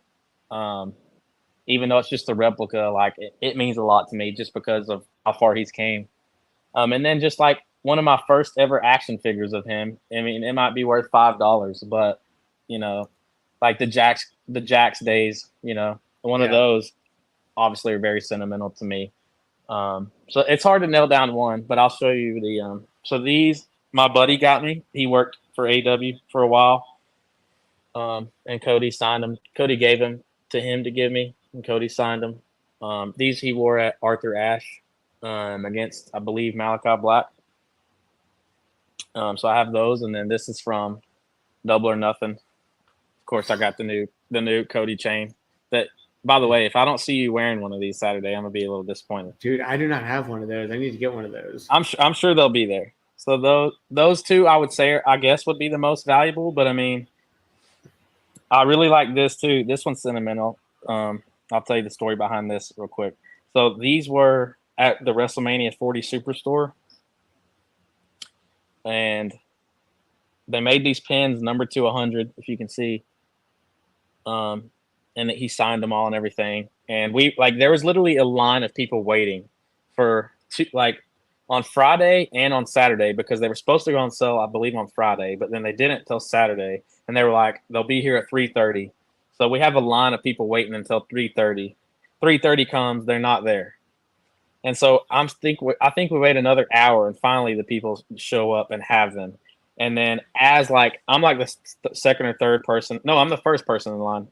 I'm like, and my buddy's right behind me. And they put these out, and then he puts this one out that he inscribed, and it's like a different colored pen, and it's one of one. And like he sets it out like as I'm buying this one, and I'm like, so it was just like crazy timing, you know. That one's very sentimental to me as well, just because it has a cool story. Like the guy literally putting them out, set it out right in front of me as I'm checking out. So yeah. And then the weight belts as well. I love all of his weight belts. I'm not saying I started it, but I'm pretty sure. I'm pretty sure whenever he has a company named AES Threadix that makes his weight belts, and whenever he first started wearing them a few years ago, I messaged them and I was like, "Hey, like, could I have a replica one made of the one Cody's been wearing?"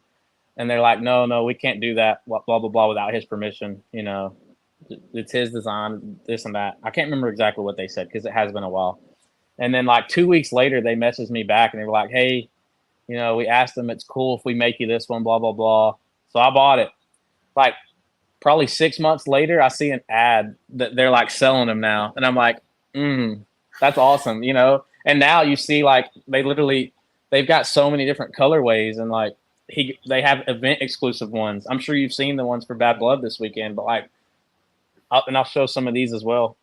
These are literally, you know, all the ones that they've done. The one on the top is the one I'm referring to being the first one that they made me a replica of. And then they have the event exclusive ones from like WrestleMania and Survivor Series and all that.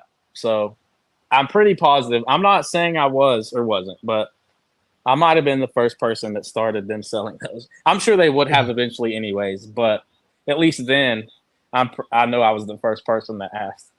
Yeah. Oh, that's awesome. I mean, you probably sped the process up. They're like, there's a demand. The light bulb went off and they were like, someone reached out about this. Like, I bet a lot of people would buy this. I mean, WWE is so good with like marketing and their store and stuff, and now they're with Fanatics, so it's like a whole nother beast. But they would have done it anyways because they know. But then, like, I saw he was wearing them, and then after a while, I just messaged him. I was like, "Hey, is there any way that I could buy one of these as well?" And finally, I guess they asked them or whatever, and they let me know. And then a few months later, everybody's buying them, and I was like, "This is awesome." I saw one of these underneath your weight belts as well. You were the one who gave me the eggy on even doing what I did for mine, because you got yours from you like I don't know if we should even say this because I don't want to. No one's going to get in trouble because no one's going to really see this, but I know the people at GameStop aren't technically supposed to give out a lot of their stuff. Like they've told me that before, but the employees at the same time have also told me like, wink, wink, like we don't like throwing this away either. So like if we just happen to set it aside, like it's supposed to go in the trash and you happen to pick it up, like, you know, what are we going to do about it? So anyway, I went into a GameStop after you did this and did the same thing. And they were like, "Oh yeah, man, like we'll put it around back by the dumpster." And I went and picked it up from them. Yeah, so, I went to a few to try and get one for me and a couple of friends here locally. And I got different stories each one. Like one time a guy's like, "No, we throw them away." So I was like, you said, I was like, wink, wink. Well, I'll pay you for it if I have to. Like, you're not like, why would you throw it away? You know? Then finally, like that guy was just a jerk. I think he was just like wanted me out of there. So I kind of read the room and I was like, all right, whatever. But finally, after asking a couple, I get a call randomly one day that it was available to pick up. And then another one that I gave to a friend of mine. So yeah, most of them were pretty cool about it though. And I knew as soon as I saw it, like walking into GameStop to pre-order it, I was like, that's something I gotta have. That's just cool. I mean, it's massive. Yeah. It's like I don't know the size, but I couldn't find a frame for it. I know that. That's how big it is. Yeah, I've never seen a frame the size of, I mean, the thing's huge. And I sent my girlfriend to a couple GameStops as well, and she's like, "This is so embarrassing." I asked her for a poster, blah blah. But she probably helped me out in getting one because she went to a few and gave them my name and number. So honestly, I should give her the credit. Well, it's funny because some of those guys, and I hope I'm not like, you know, messing this up for anybody who's got like a good thing going, but like some of the guys, I know what you're talking about. Some of the guys in there, you go in and they're like, "Oh, we burn everything. Like, there's no chance you can get that." It's like, okay, fair enough. Like, you know, but then there was this one dude at one of them that I was at. I go to North Carolina to the Indy Casino pretty often up in Murphy, and there's a GameStop like right next to the casino. And so I go in there like basically once every couple months while I'm out that way. And when I was in there this one time, I asked about, I already had one of these, so I was good to go, but I was just like, yeah, maybe they have another one sitting around or maybe something else that's cool. And the dude was like, "Man, I'm so glad you asked. Like, we were about to throw all this stuff away and like, I didn't want to have to do it. And like, we got some cool stuff." And he went to the back and like laid out everything he didn't want to throw away. And just like, Wow. you can have any of this. And I was like, there was like old like John Cena WWE 2K13 like game stuff that they just gave me, UFC stuff, just there's a bunch of random stuff that I was like, oh cool, this will look cool like on my wall or like, you know, in my collection or whatever. So like I'd recommend people out there, it's kind of like a hidden gem of like a life hack for collectors. You know, some of the stuff the guy was even telling me some of their wall art, like just like the Mario stuff and Sonic stuff, like on the walls. He was like, dude, he's like, I have regulars who come in and claim those, and like when we have to take the displays down, I have their numbers. I just call them and they come pick them up. I was like, dude, that's pretty sick to have like a hookup like that. So, for sure. Some of them are nicer than others. Some of them, I guess, try and play more by the rules, and they're like, no, we got to burn them or throw them away. But some of the guys are really cool, and like you said, they'll get your number and they'll call you whenever they have to take it down. So definitely a good hack if there's ever anything a game that comes out or anything that you want, you know. Yeah, that's the moral of the story. There is the like the little like friendships and acquaintances you can make in this collecting world that like these little things you wouldn't think about that make it like so much easier. Like I know if it comes to pretty much anything that I'm looking for, I could probably hit you up and you're gonna know somebody who has it. You know what I mean? Like, right. And I probably have 10 different friends now that are kind of in that boat. Like if there's a guy I want, you know, I need signed 8x10s. I know a guy who has 1,000 of them. Everyone I can imagine. Yeah. They'll give me a deal. You know what I mean? Like just go right to them instead of going to third parties and all this other stuff. Like, but anyway, yeah, it's a fun world to be a part of. Mm-hmm. Pretty, I agree. Yeah. Let's see. What else? What have you not shown us that we need to look at? I know you have a ton of stuff. So we showed the figures. I don't think I showed you these. These are cool. All the different plaques. Oh yes, I'm waiting on the. I'm getting the one of him being like paraded around like Rudy at the end of WrestleMania, like by this one. Yes, yeah. That one just went on sale finally on Fanatics, and I'm finally snagging that one for myself. So I've got all the ones I believe they made. So eventually, like we talked about earlier, I will have to. I will not have room for all of them, but for now I have them. Here's just different posters I have. This is something my dad got me for Christmas one year when I was younger. Being the Elite poster signed by everybody. Very cool. It's really cool. And then All In poster signed by the 3 on there. Awesome. Just different posters I have that he's been on or whatever. Little Pharaoh plushies. Had to get those, you know. Yes. And then the event chairs. Always like getting the event chairs of ones that I've went to. So I've got these 2. I've got the Royal Rumble one from his first Royal Rumble win. And then I've also got the WrestleMania ones as well with him on it, him and Roman. Oh, so sick. SummerSlam we went to, and then this year's Mania. Oh, that so was hopefully I can get one this weekend at Bad Blood. Here's some other cool stuff. This is a huge plaque they did of him and Seth from his return. This is they had these on sale at the shop at WrestleMania as well. They're numbered to 40, and it's signed by Cody and Roman. It's really cool. Very and then cool. This is a painting that my girlfriend's sister, she's really good, and I said, hey, can you make me something commemorating Cody's win? And she asked me what pictures I wanted, and she came up with the rest. So I really like it, just because it's family in the family kind of, you know, and it's sentimental to me as well.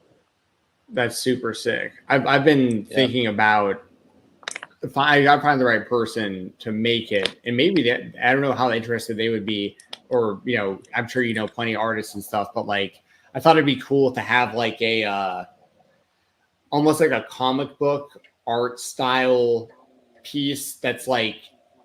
It's like it shows all the people like coming in to help Cody at the end of WrestleMania. So it's like you see Jay spearing Jimmy off the stage. You see Cena hitting the attitude adjustment on Solo. You see the Undertaker choke slamming, and then you see Cody at the end winning, like something like that shows like all the interferences with him at the title. I saw one kind of similar to that.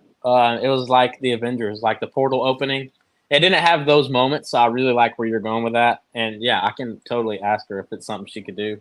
But like, where's Jay spearing Jimmy, or Taker's giving Rock a choke slam, or or Cena's giving the attitude adjustment to Solo. I like that idea.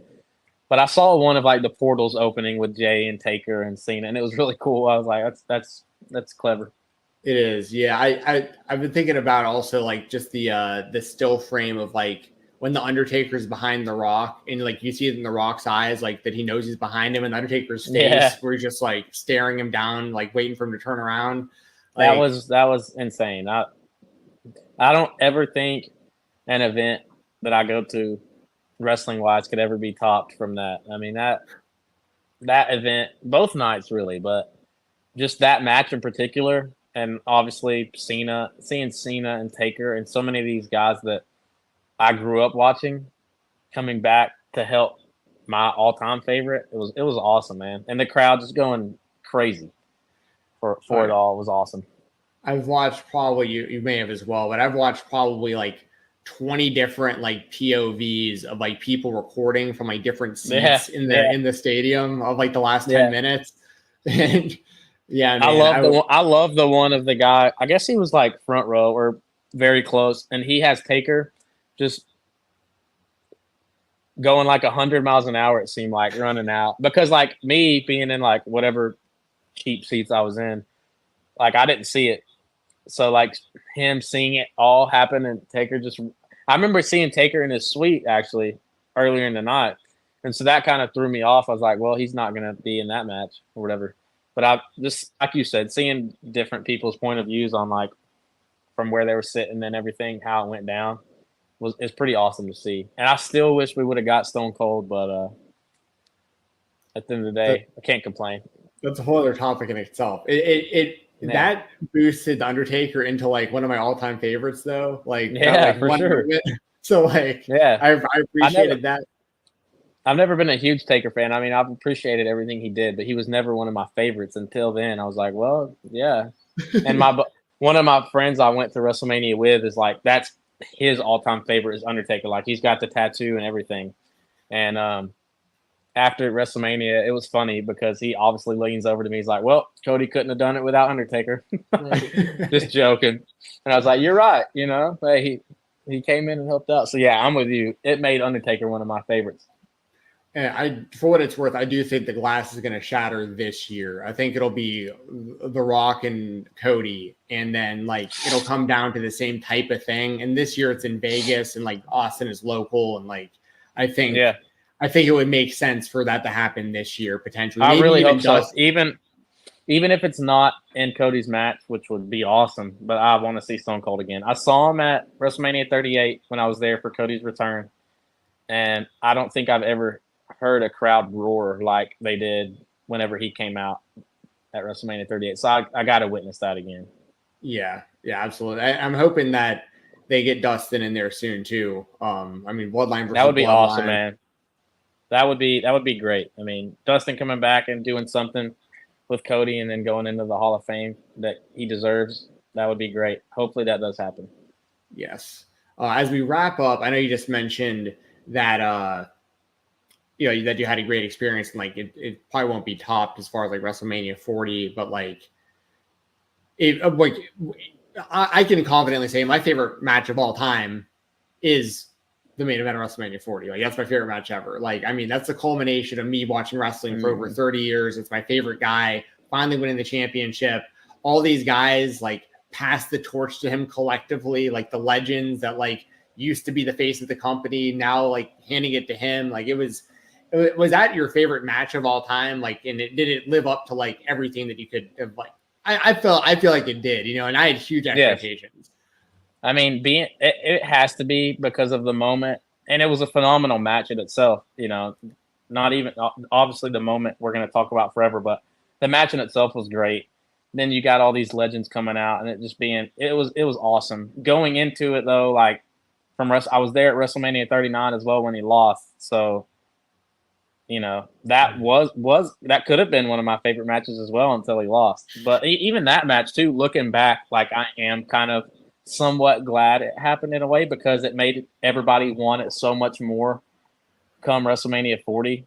I mean, literally, the fans told The Rock everybody loves The Rock, you know, but the fans told The Rock to sit aside because of how bad they wanted Cody to finish his story. So I'm kind of glad looking back at WrestleMania 39 because it made us all that much more amped for it when it happened.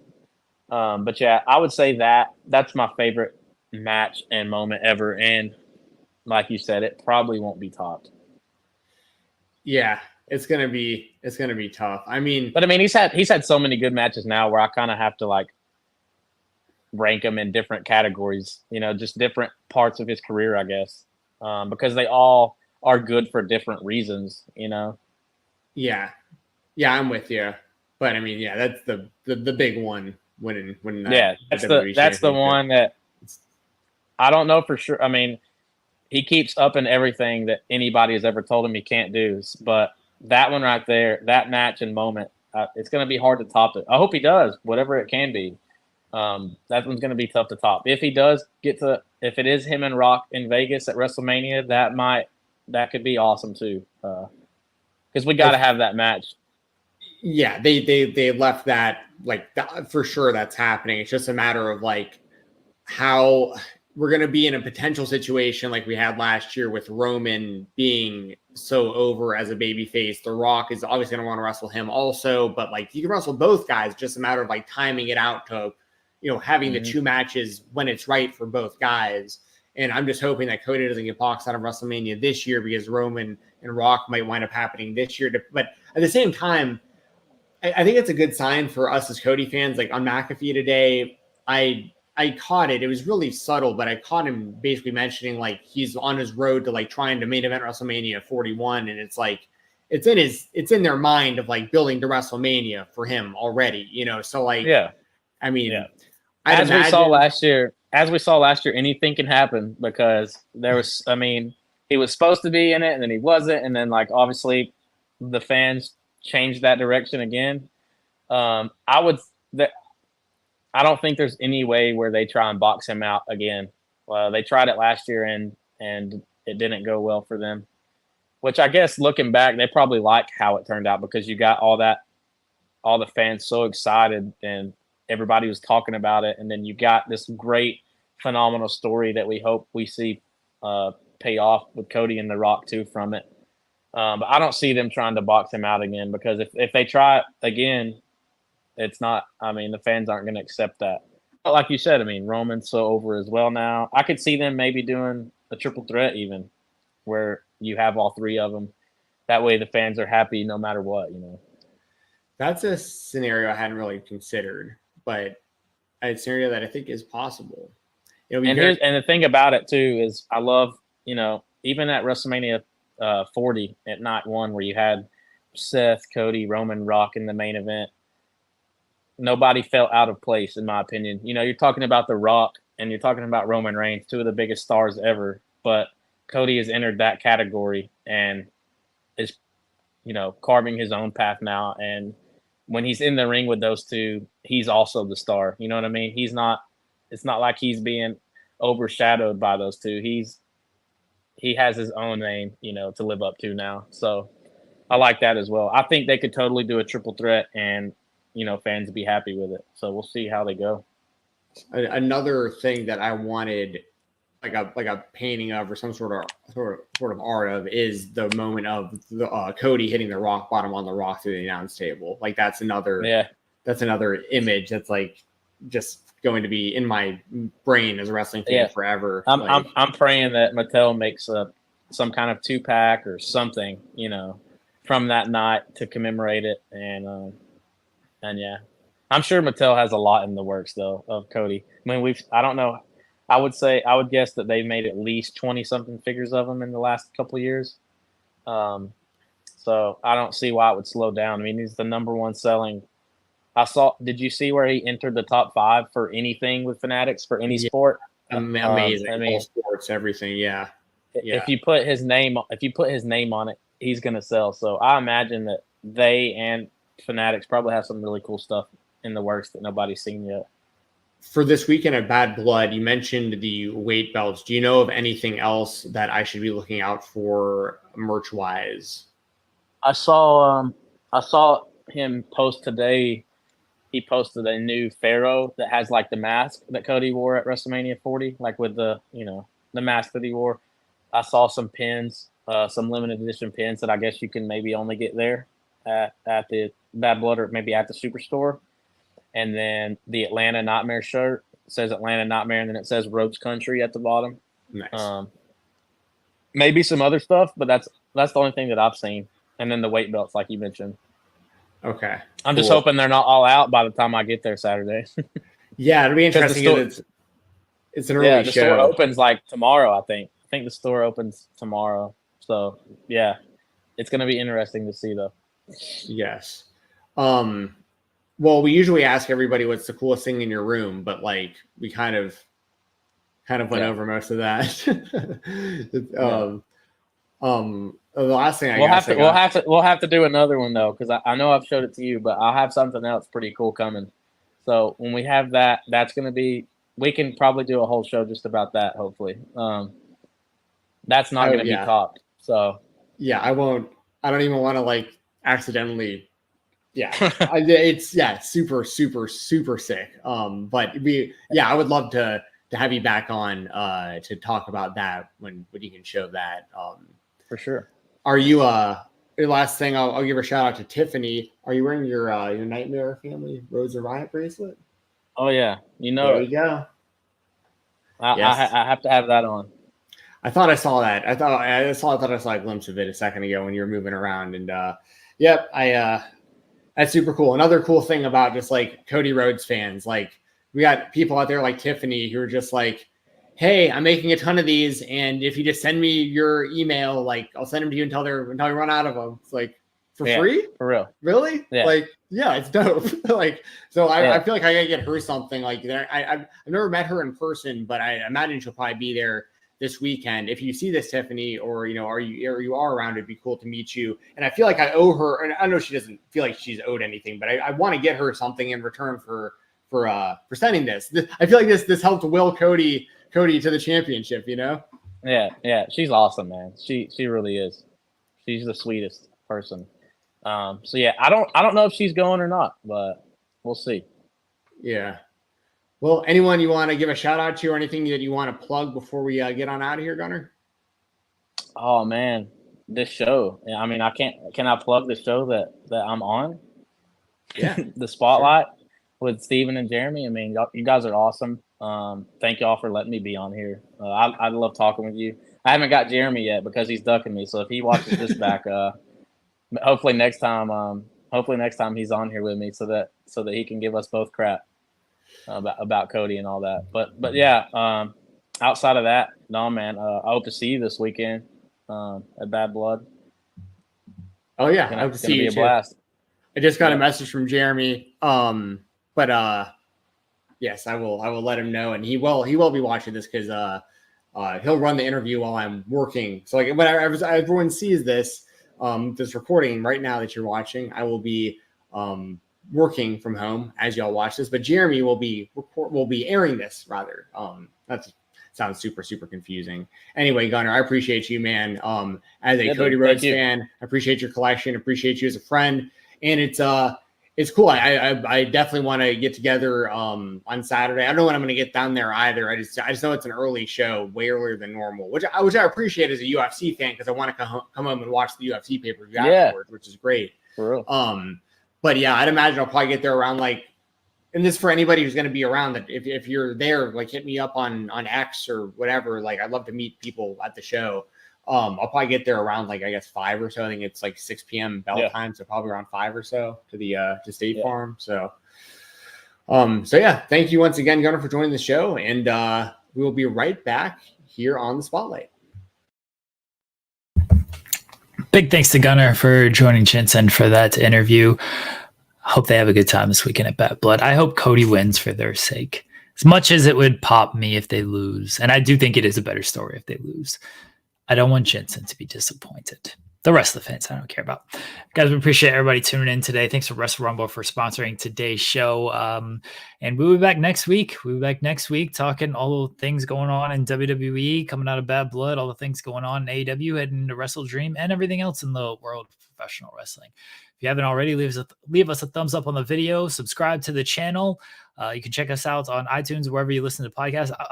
I apologize. Last week was my fault that the show did not get uploaded. That won't happen moving forward. I'll make sure that everything gets taken care of on that end. So if you're an audio listener, again, my bad on that. I'm sorry to everyone for the audio not going up last week. It will be up. Hopefully you're listening to this right now on audio and you're like, you did not lie to me, Jeremy. The show is up on the audio feed. So appreciate everybody checking us out. Leave us a good review over there. Subscribe to the channel. Thumbs up on the video. That's everything. I'll be back tomorrow here in the weeds with Joel Pearl at 10 a.m. Eastern. Until then, talk to y'all later on.